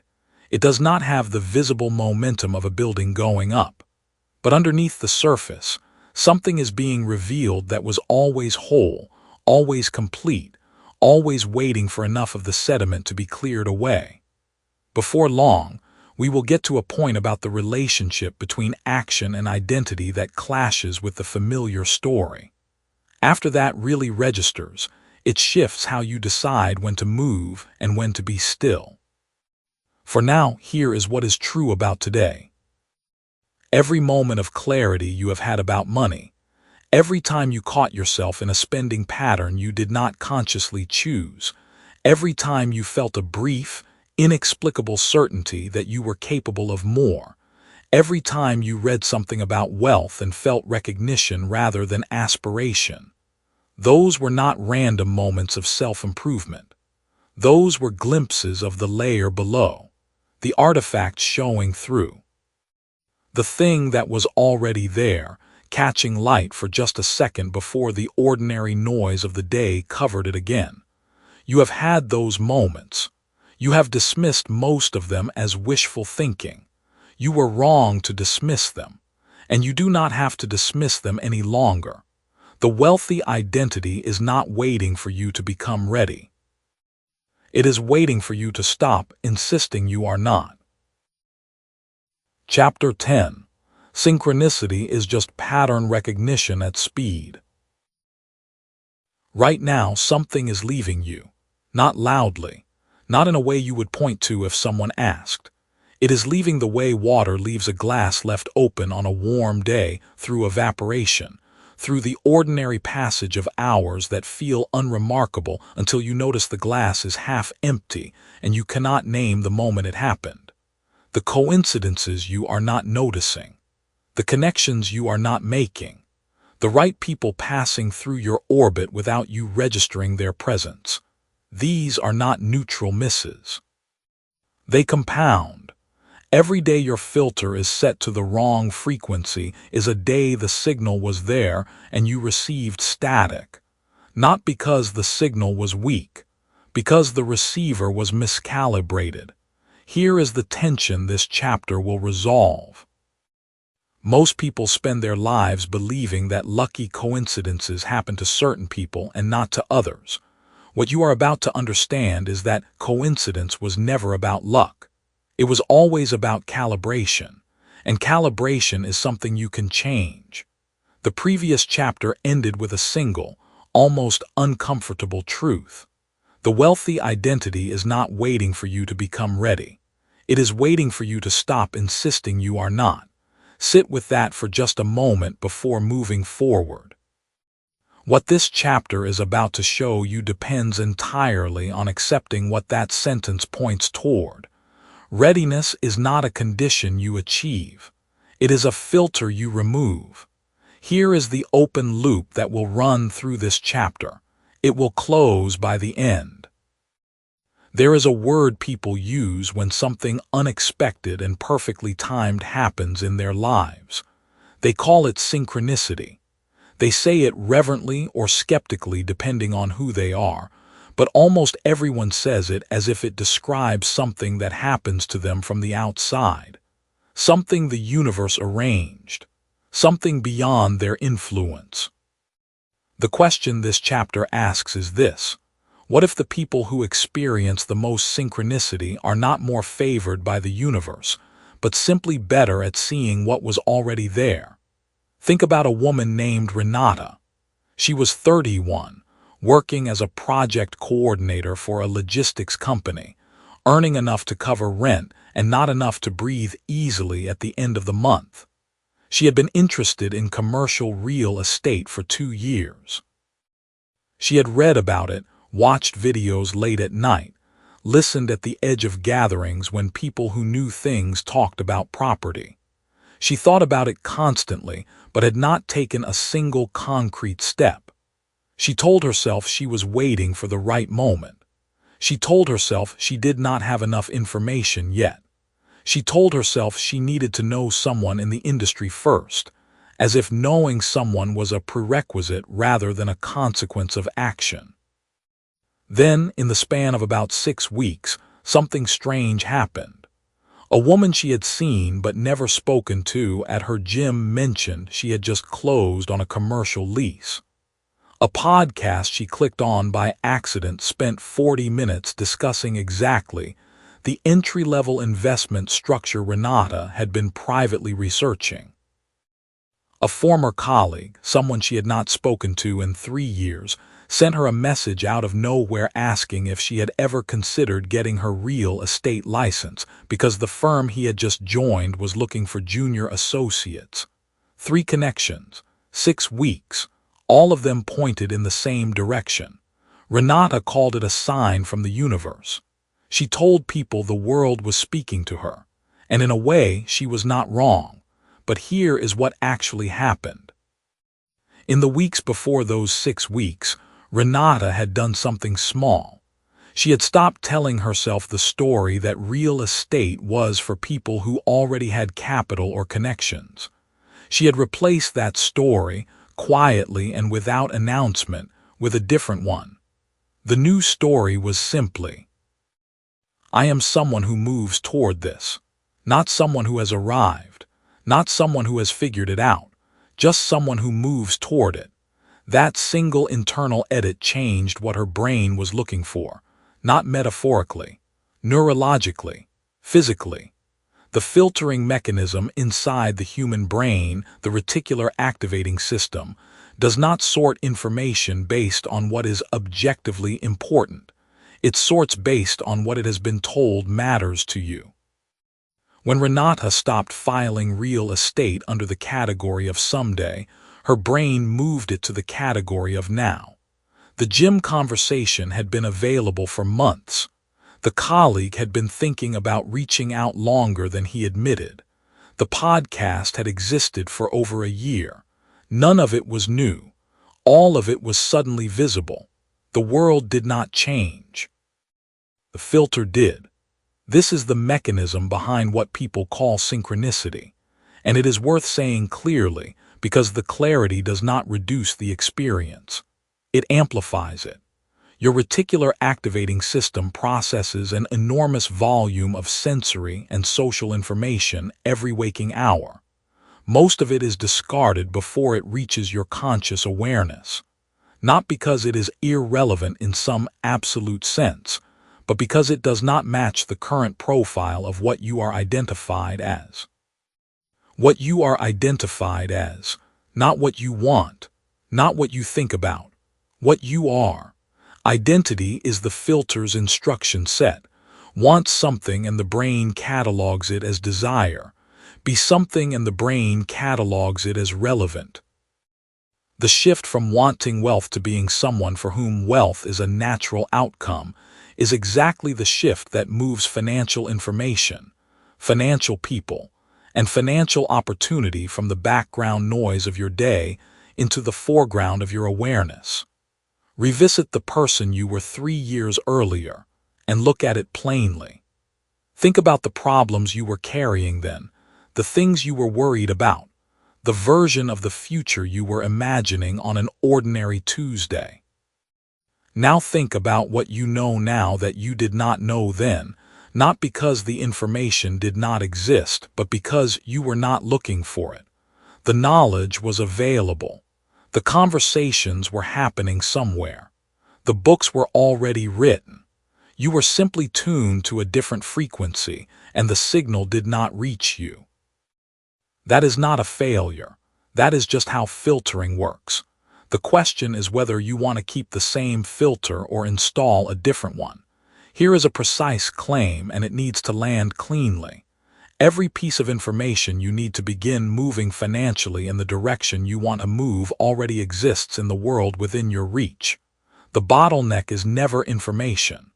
The bottleneck is always the identity through which information is received. Now close the loop. Synchronicity. That word people use when the universe seems to be arranging things. What is actually happening when someone experiences a run of perfect timing? When the right person appears, when the opportunity arrives in the exact form they needed, is not cosmic intervention, though it may feel like it. What is happening is the reticular activating system operating at full alignment. The identity and the filter finally match.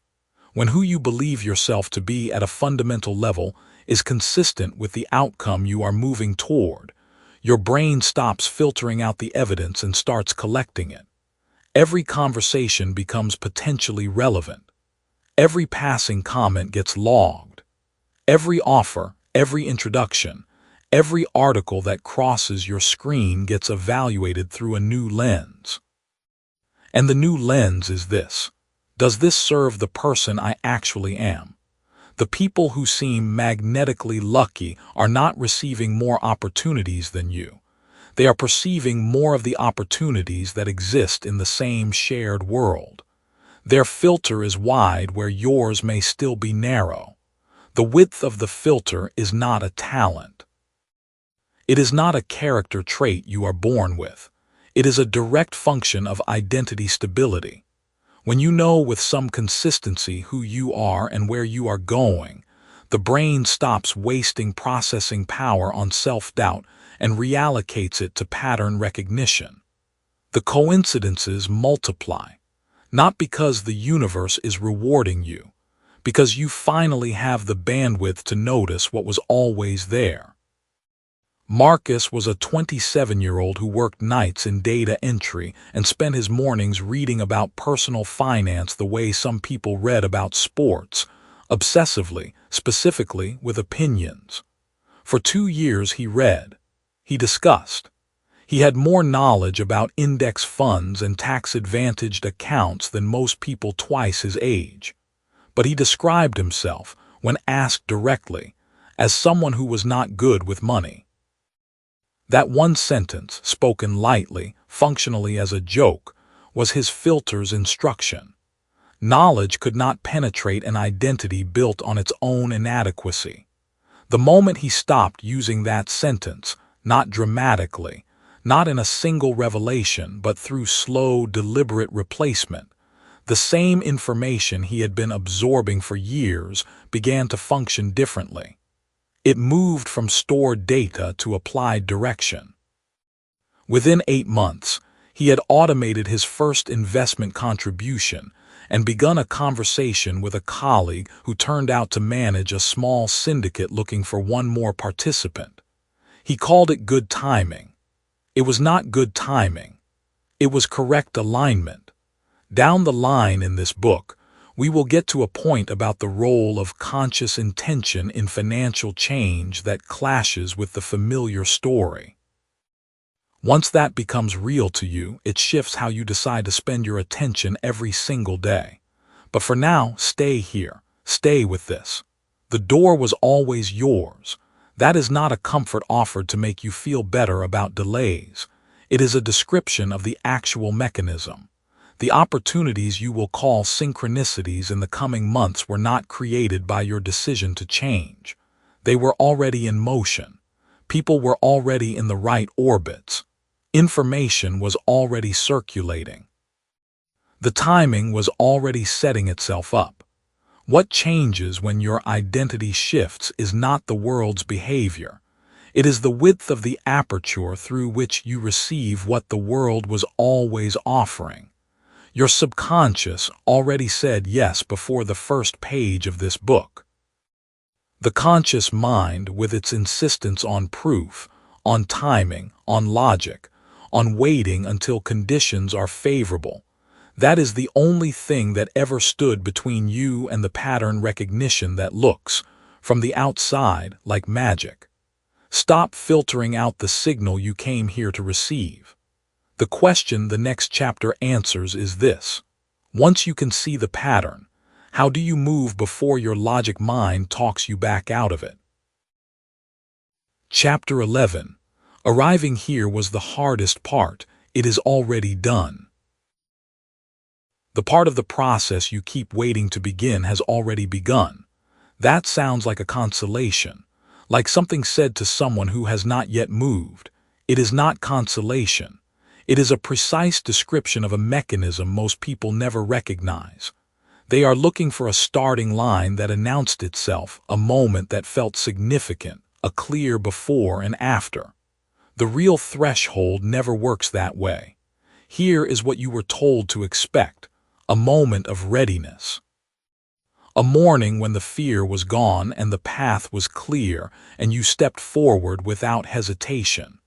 That is the version of transformation that gets sold everywhere, and it keeps people waiting, not because readiness never comes, but because readiness does not announce itself by removing the uncertainty. Readiness announces itself by making you move anyway, and you moved. You are here. That is not small. That is the entire mechanism already in motion. What this chapter will show you is that the motion started before you thought it did. The question from the last chapter was about speed, specifically about how you move before your logic mind talks you back out of it. Hold that question. You will find the answer here, but not where you expect it. There is a woman named Layla who appears earlier in this book. She was standing in a parking garage at 29 years old, having just turned down a promotion because something in her body said the timing was wrong. Not her thoughts, her body. She described it later as a quiet certainty she did not fully understand and could not have explained to anyone who asked. She did not explain it. She just acted on it. What she could not see at the time was that the certainty she felt in that parking garage was not new. It had been building for months. Through conversations she half remembered. Through articles she skimmed without finishing. Through one particular night she stayed up past 2 in the morning reading something she had found by accident. Her conscious mind registered all of those events as random. Her subconscious mind was building a structure. The moment in the parking garage felt like a decision. It was actually a delivery. James appears earlier too. He is the one who kept a notebook he almost never wrote in. He described one entry from a night when he felt, as he put it, like something had clicked but nothing had changed. Nothing visible had changed. Internally, a door had swung open that would not close again. He did not know what the door was for. He walked through it anyway, 6 weeks later, by saying yes to a conversation he would normally have found a reason to avoid. That is the pattern, and you know it already, which is why this chapter does not need to convince you of it. What you might not have registered yet is how precisely that pattern describes where you are right now. Call up the person you were 3 years earlier and look at it plainly, not where you wanted to be. Where you actually were, what you were worried about, what you were certain of, what felt permanent that no longer exists, what felt impossible that you now take for granted. The distance between that version of you and the one listening right now is not nothing. It is not nothing even if you feel like you have not moved fast enough. The measuring stick you have been using is wrong. The right measurement is not speed. The right measurement is direction, and the direction has been consistent. One open question is steering this chapter all the way through. At the very beginning of this book, in a moment you may have experienced as accidental the discovery of this audiobook, the specific set of circumstances that led you to press play. There was a word used. The word was chance, as in chance encounter. As in, you happened to find this. That framing was deliberate. At the time, it was the only framing your conscious mind would accept without resistance. But by this point in the book, you have accumulated enough internal experience to hear the more accurate version. You did not find this by chance. Nothing about the way your subconscious operates is governed by chance. Your subconscious is a system that has been running selection processes every single day of your life. It filters what you notice from the enormous volume of things you could notice. It guides your attention toward what it has already determined is relevant to a goal it is already pursuing. You do not experience this process consciously. That is the definition of why it works. If you could see all of it, your logic mind would interrupt it constantly. So it runs below the surface, and occasionally it surfaces a result, an article, a conversation, an audiobook pressed play on a night when something felt ready. That night was not chance. That night was a delivery. And this moment, chapter 11 of 14, is a particular kind of delivery. Not the first one and not the last one, but the one that arrives at the exact point where the preparatory phase ends and the active phase begins. The training wheels have been off for a while. What changes here is that you stop treating them like they are still on. Consider a man named Marcus. He was 41, a civil engineer who had spent 2 decades being extraordinarily competent at a job that paid him fairly and asked nothing unusual of him. He was not unhappy exactly. He was, as he described it, finished. Not finished with life, finished growing inside the life he had. He started listening to things differently, not because he made a plan, but because a feeling he could not name kept surfacing in the hour before he fell asleep. He started feeding that feeling, almost unconsciously, the way you feed a fire you are not sure you want to start. He read more. He sat with different questions. He started having conversations with people whose relationship with money felt foreign to him, people who seemed to hold the future loosely instead of gripping it. 18 months later, Marcus had not blown up his life. He had not quit his job or moved cities or done anything that would make a good dramatic story. But he had done the one thing that changed everything. He had stopped waiting for permission to believe that a different financial reality was available to him. He stopped waiting for evidence. He started behaving as someone who had already decided. The deciding was not a single moment. It was 100 small moments, each one building on the last, until the structure they formed was too solid to be argued with. You have been building that structure. The question you had at the start of this chapter, how do you move before your logic mind talks you back out of it, has an answer that sounds simple and is not easy. You move by recognizing that the logic mind's objection is always the same objection, regardless of what it says. The words change. The underlying claim does not. The underlying claim is always, "You are not ready yet." And the mechanism of that claim is this: readiness is defined as a future state you have not reached. Which means it is always one step ahead. Which means waiting for it is structurally guaranteed to keep you waiting. The move before your logic mind objects is the move you make the moment you see the objection arriving, not after you have defeated it. Not once you have thought your way through it. The moment it arrives, before it fully assembles, you move. You say yes to the conversation. You make the call. You write the number down. You stay in the room when every familiar impulse is telling you to leave it. The move is small. The direction of it is everything. Layla's moment in the parking garage was small. She turned down one promotion. James's moment was small. He said yes to one conversation. Marcus's turning point was so quiet that he did not recognize it until a year after it happened. The smallness is not a limitation. The smallness is the design. Large dramatic moments require large dramatic circumstances, and you cannot manufacture those. Small decisive ones are available to you right now. The subconscious said yes before the conscious mind formed the question. That is the sentence this chapter has been building toward.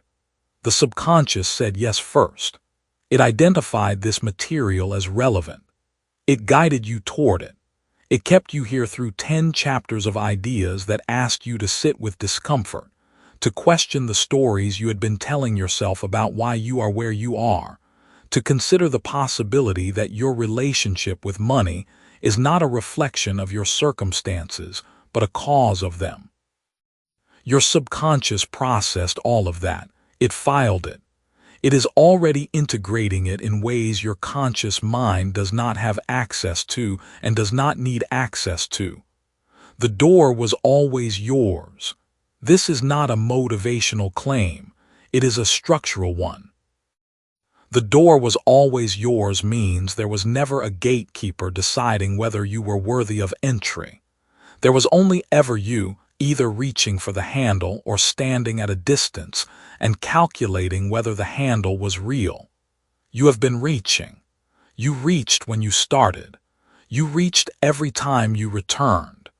You reached when the material felt uncomfortable and you stayed anyway.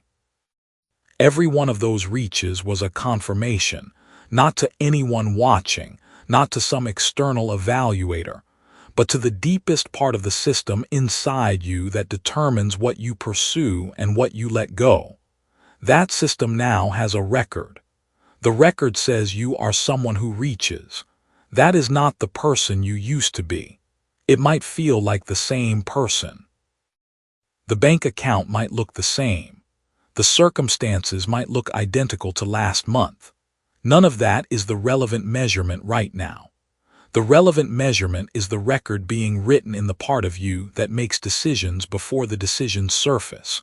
And that record is different than it was when you pressed play.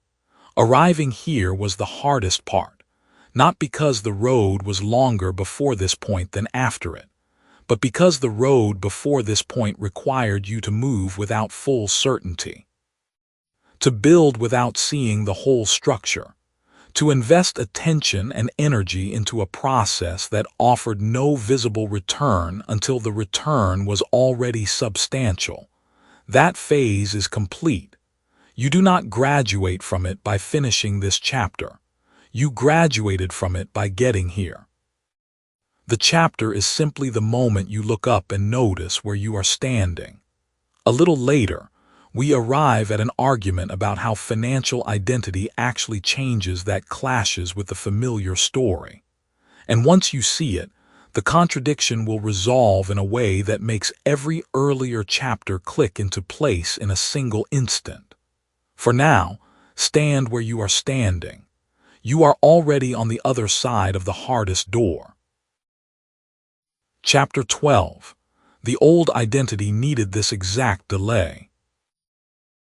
Every civilization that has ever risen and fallen left behind the same quiet story, not in its monuments or its wars, in the lives of ordinary people who arrived at something late, people who wandered for what felt like too long, people who looked around at others moving faster and felt the particular ache of being out of step with time.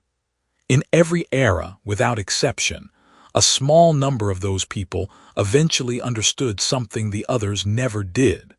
The wandering was not the obstacle. The wandering was the preparation. What separates those who arrive from those who merely move is not speed. It is readiness.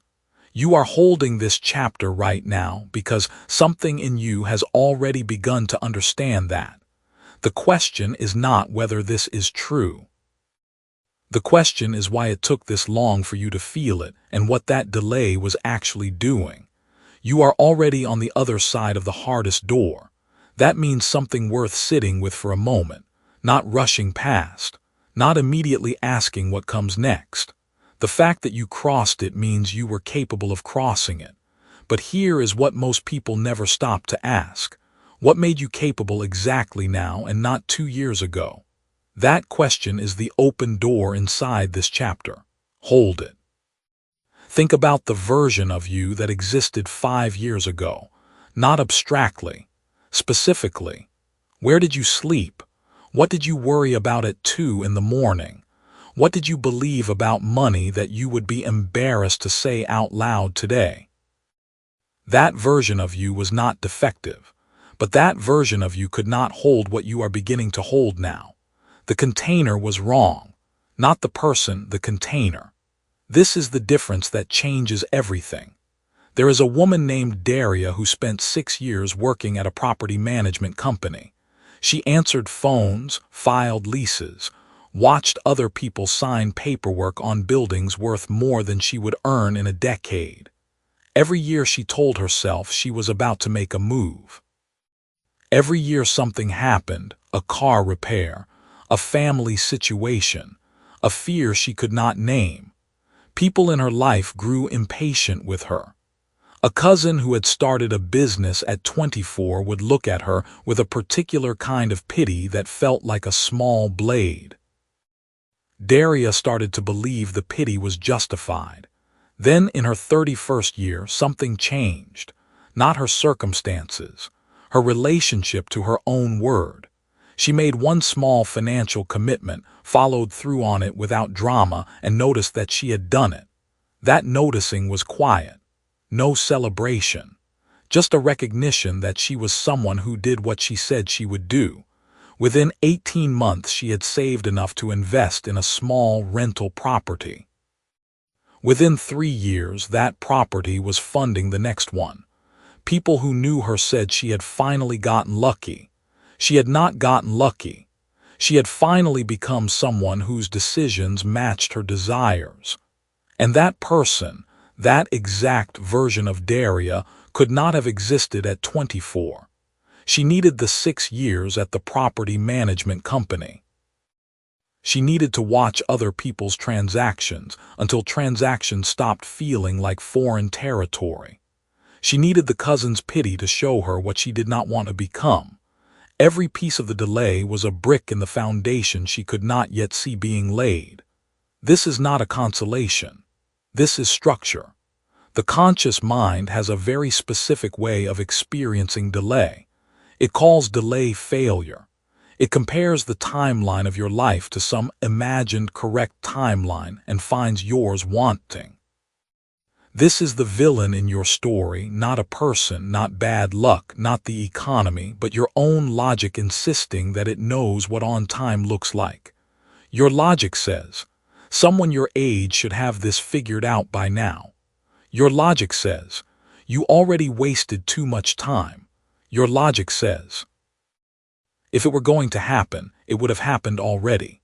Your logic is wrong, not because optimism is a virtue, because your logic is using the wrong map. The map your logic consults is the one drawn by someone else's life. It marks milestones that belong to a different person making different choices with different raw material. You have been measuring your readiness against coordinates that were never yours. Here is what was actually happening during the years that felt like stagnation. Your subconscious was running a process your conscious mind could not see and could not rush. It was testing which beliefs held under pressure and which ones crumbled. It was noticing what you reached for when you were scared, and what that revealed about the identity underneath the intentions. It was doing structural work with no visible output until it was complete. The way a building's foundation looks like nothing but a hole in the ground, until the day the frame goes up and suddenly everything makes sense. You cannot pour the frame before the foundation cures. That is not a motivational metaphor. That is the precise description of what was happening to you. Pause here. Bring to mind the person you were 3 years earlier and look at it plainly. not in terms of bank balances or accomplishments, in terms of what you believed you deserved. Did you believe quietly, without saying it, that people like you did not end up with financial security, not as a stated belief, as a felt one, the kind that lives below words? If that felt belief is different today, even slightly, even tentatively, then you have already done the work the 3 years were building toward. The shift already happened. This chapter is just the moment you recognize it. The delay was structural. Say that again inside your own mind.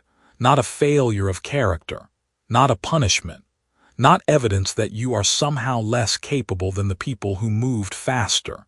Structural, meaning it was load-bearing. Meaning without it, what you are building now would have no base.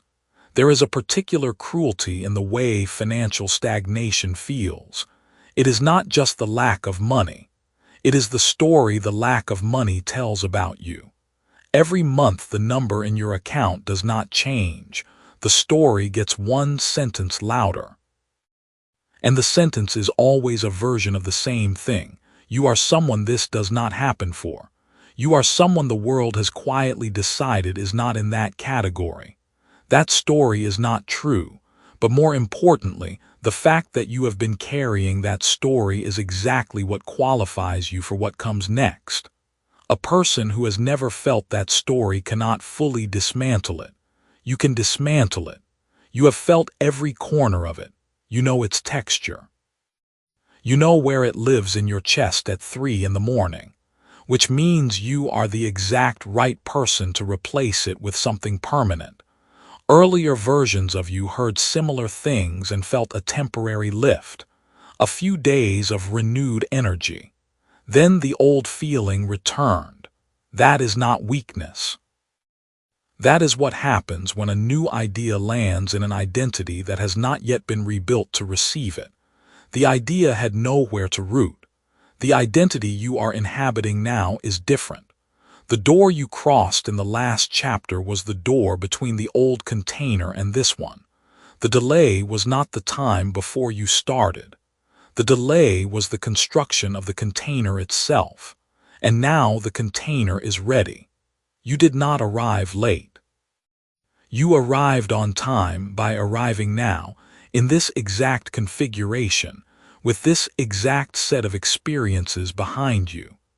The subconscious already said yes to this moment long before your conscious mind caught up. The door was always yours. You were always going to be the one to walk through it. The only question left is the one this chapter has been building toward since the first line. If the delay was structural and the structure is now complete, then what exactly was built? That answer is waiting in the next chapter. And it will change how you understand the moment this book first found you. Chapter 13. You selected this, not the other way around. You found this book. That is what you have been telling yourself. A recommendation, a quiet scroll, a title that caught your eye at exactly the right moment and you chose to press play. That is the story your conscious mind assembled. It is a clean story. It is also only half true. Something else was happening beneath the surface of that decision. Something older and more deliberate than a casual choice. The question worth sitting with now is this: what if you did not discover this book at all? What if the part of you that already knew what needed to happen simply went out and retrieved it? Do not reach for relief yet. Stay with the question a moment longer. If that is true, if the selection was made before you were consciously aware of making it, then everything you have experienced over these chapters was not new information arriving from the outside. It was memory surfacing from the inside. That changes the meaning of this entire experience. And this chapter is going to show you exactly how. Think about the moment you first encountered this book. Maybe you remember it clearly. Maybe it feels hazy, almost unremarkable in the way that pivotal moments often do before you understand their weight.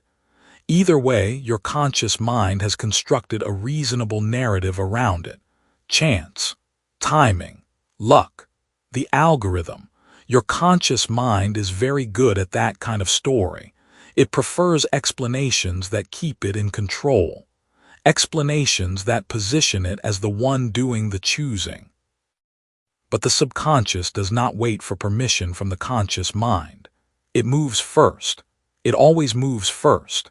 Here is the open loop to hold with you through this chapter. There was a decision made before you pressed play. A full, formed, irreversible decision. By the time you finish this chapter, you will understand when that decision was actually made, and why the conscious mind is always the last to know. There is a woman named Layla who spent 3 years telling people she was almost ready. Almost ready to start the business. Almost ready to leave the job that was slowly convincing her she was smaller than she was. Almost ready to stop spending her Tuesday evenings researching options and start actually moving. She was smart. She was prepared in every way that preparation can be measured. And still she stayed exactly where she was. Her conscious mind had constructed a very convincing case for waiting just a little longer. Then one evening, without planning to, she sat down and listened to something. She would tell you she stumbled across it. She would describe it as random. But here is what Layla did not notice until much later. In the 2 weeks before that evening, she had declined a dinner she did not want to attend. She had cleared a shelf of books she had already absorbed. She had ended a conversation with someone who consistently made her feel uncertain about herself. None of those things felt connected at the time, but they were not random. Her subconscious had been clearing the path, removing friction, creating space. When Layla sat down that evening, she was not stumbling. She was arriving, on time, exactly on time. 6 months later, the business was real, not because the audiobook gave her a strategy. It gave her something older than strategy.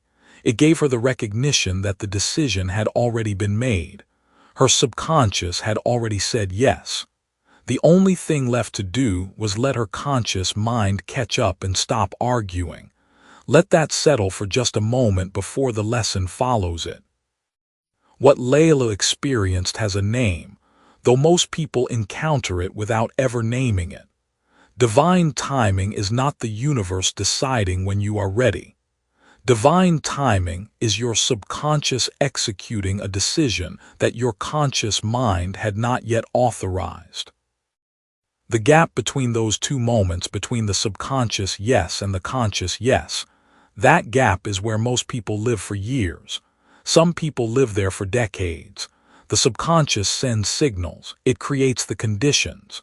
It positions you in front of exactly the resource, the person, the moment that you need. And the conscious mind looks at all of it and says, not yet, not quite. Let me just think about this a little more. You always knew. That is not a comforting phrase. It is an indictment of every moment you spent pretending you did not. Go back to the person you were 3 years earlier and look at it plainly. Not the circumstances. Those are just surface details. Think about what you already understood, deep and quiet, about who you were supposed to become and what you were supposed to be building. Was any of it actually new to you? Or were you already carrying the knowledge, simply waiting for something external to authorize what was internal? The subconscious does not need external authorization. It acts. And the clearest evidence that it acted is the fact that you are here, in this chapter, having moved through 12 chapters before it, in a book that found you at a moment that was not accidental, even though it felt that way. Here is what the conscious mind does with that kind of revelation. It gets suspicious. It calls it too convenient. It says this is just a story designed to make you feel better about choices that were not choices at all. That is the villain in this book's entire arc. Not a person, not a circumstance. The conscious mind's insistence on controlling the timing and mechanism of everything, including transformation. It dresses that insistence up as logic. It calls skepticism wisdom. It protects you from the discomfort of accepting that the door was always yours, by convincing you that the door is still locked, still somewhere else, still requiring one more thing before you can walk through it. The door was always yours. That is not poetry. It is the literal description of what has been happening inside you since long before this book existed. The identity you are moving toward was not planted here. It was recognized here. There is an enormous difference between those two things. A planted thing has to be grown from nothing. A recognized thing only had to be seen. Layla did not become someone new after that evening. She became fully herself. The woman who had always known what she was going to build, who had carried the decision in her body while her conscious mind debated, who had spent 3 years almost ready, because almost ready was the last safe place before full commitment required something real. When the recognition came, it did not feel like learning. It felt like remembering. That is the exact experience this book was built to deliver. Not new information, memory. And now the open loop closes. The decision that was made before you pressed play, the one made before you were consciously aware of making it. That decision was made the moment a part of you got tired of waiting for your conscious mind to authorize what your subconscious had already confirmed. You were not browsing. You were retrieving.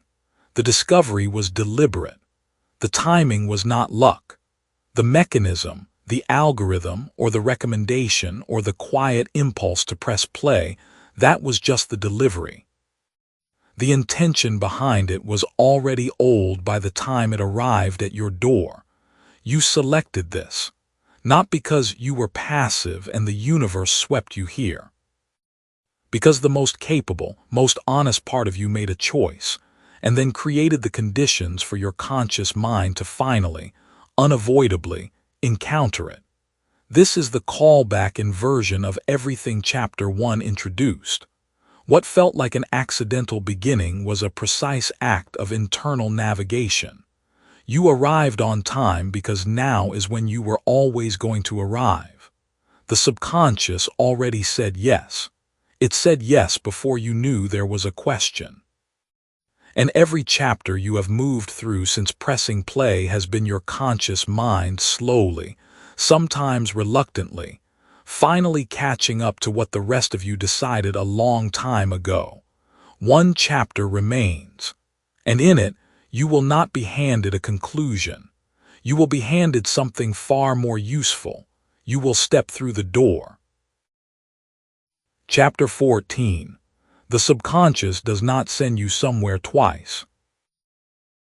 Every civilization that has ever risen left behind a record of this moment, not in stone tablets or in libraries, in the stories people told about the ones who changed.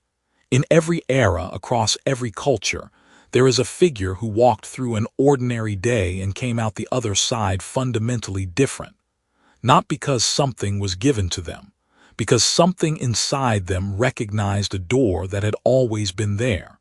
They are not remembered for their talent. They are not remembered for their timing. They are remembered because they did not turn back. That figure is not a myth. It is a pattern. And right now, at the end of this book, at the end of these 13 chapters, that pattern has found you. The question that has been sitting in the background since the moment you started listening, whether you are actually different now or simply more informed, that question is about to be answered, not by anything said here, by what you do the moment this chapter ends. You step through the door. That sentence ended the last chapter. One line, no elaboration. And if you felt something when you heard it, if something in your chest moved even slightly, that was not a reaction to a metaphor. That was recognition. Your subconscious already knew what the door meant long before your conscious mind could frame it in language. Here is what most people get wrong about change. They believe the shift happens at the moment of decision. They believe that if they think hard enough, choose clearly enough, and commit loudly enough, transformation will follow. But the shift you have been moving through in this book did not begin when you decided to listen. It began before that. It began when something in you reached a readiness you did not consciously design, and then your behavior aligned with it. You picked up this book, or this book appeared, and you let it stay. Think about that carefully. Where were you 6 months ago, 1 year ago, 3 years ago? What were you listening to, watching, choosing to let inside? Was it this? Was it anything close to this? Something changed, and the change came first before the choice. The choice was the evidence of the change, not the cause of it. Your subconscious moved first. It always does. That is the open loop this entire book has been building toward. Not a technique, not a strategy, a recognition. You did not find this book. Your subconscious sent you here. And here is what that means for everything that comes next. There is a woman named Clara. She grew up in a house where money was spoken about in whispers, as though naming the amount of it would cause it to disappear. She learned early that wanting more was ungrateful, that needing more was shameful, and that having more was something that happened to other kinds of people. She carried that belief through her 20s without ever calling it a belief. She called it reality. She called it just how things are. At 31, Clara found herself sitting in a waiting room with 20 minutes to spare. She picked up a book someone had left on the seat beside her. She did not choose it because it looked promising. She chose it because it was there. She read 11 pages. The waiting room called her name before she finished the 12th. She put the book back and walked away. But something from those 11 pages stayed in her. Not a quote, not an idea exactly, a feeling. A small, persistent feeling that the story she had inherited about money was not the only story available to her. That the whispering in her childhood house had been fear, not fact. Clara did not go back for the book. She did not need to. What she needed had already entered. Over the next 14 months, almost without deliberate effort, she renegotiated her rate at work. She started saying yes to things she had reflexively declined for years. She moved from a place she could barely afford to a place she could comfortably afford. The story had shifted, and the story was what had been setting the ceiling. She never remembered the title of the book in the waiting room. She never looked it up. But something in her had been ready, and the 11 pages found it, and the door that opened never closed again. Not because she held it open, because she walked far enough through that going back required more effort than going forward. That is the final principle of this book. That is what the title has meant from the very first line. The subconscious does not send you somewhere twice. Once it has positioned you at a threshold and you cross, the coordinates change. The old location is still visible behind you, but it is no longer on your map as a destination. You can see where you came from. You can even feel nostalgic for the certainty it offered, the familiar weight of a smaller story. But you cannot inhabit it the same way again. The knowing has made that impossible. This is not a motivational promise. It is a mechanical description of how identity actually works. You cannot unknow something that has landed. You cannot unfeel a recognition once your body has had it. The resistance your conscious mind offered throughout this book, the skepticism, the this is too simple, the but what about the practical steps, all of that was the old location defending itself. It defended with logic because logic was the only language it had. The subconscious does not argue, it moves, and it moved you here. Here is the mirror this chapter owes you. Sit with this for just a moment. Not the next step, not the plan, not what you will do on Monday. This moment. The person who pressed play on chapter 1 And the person hearing these words right now are not the same person in the same relationship to their own potential. Something has been deposited. You may not be able to name every piece of it. That is fine. You do not need to name water to drink it. What you are being asked to recognize is this. The fact that you are still here at the last chapter at the last few minutes is not an accident of attention or habit. It is a declaration. Your subconscious declared readiness before you did. Your presence is the proof. Now let the conscious mind rest. Let it stop calculating whether this worked, whether you changed enough, whether the results will arrive on the schedule it invented. The conscious mind is a useful tool and a terrible master. For the last 14 chapters, it has been slowly, gently relieved of a command it was never equipped to hold. You are not the same person who needed to be convinced that this was worth starting. You are the person who is finishing it. That gap, that small and enormous gap, is where your new life has already taken up residence. The door in these pages was always yours. It was built for the specific shape of your readiness. It could not have been opened by someone else on your behalf. It could not have been forced open by your will or your worry or your years of wanting things to be different. It could only open when you arrived. You arrived. Let that be enough for this moment. The world on the other side of this chapter does not need you to announce yourself to it. It only needs you to stop looking back at the door. The door closed.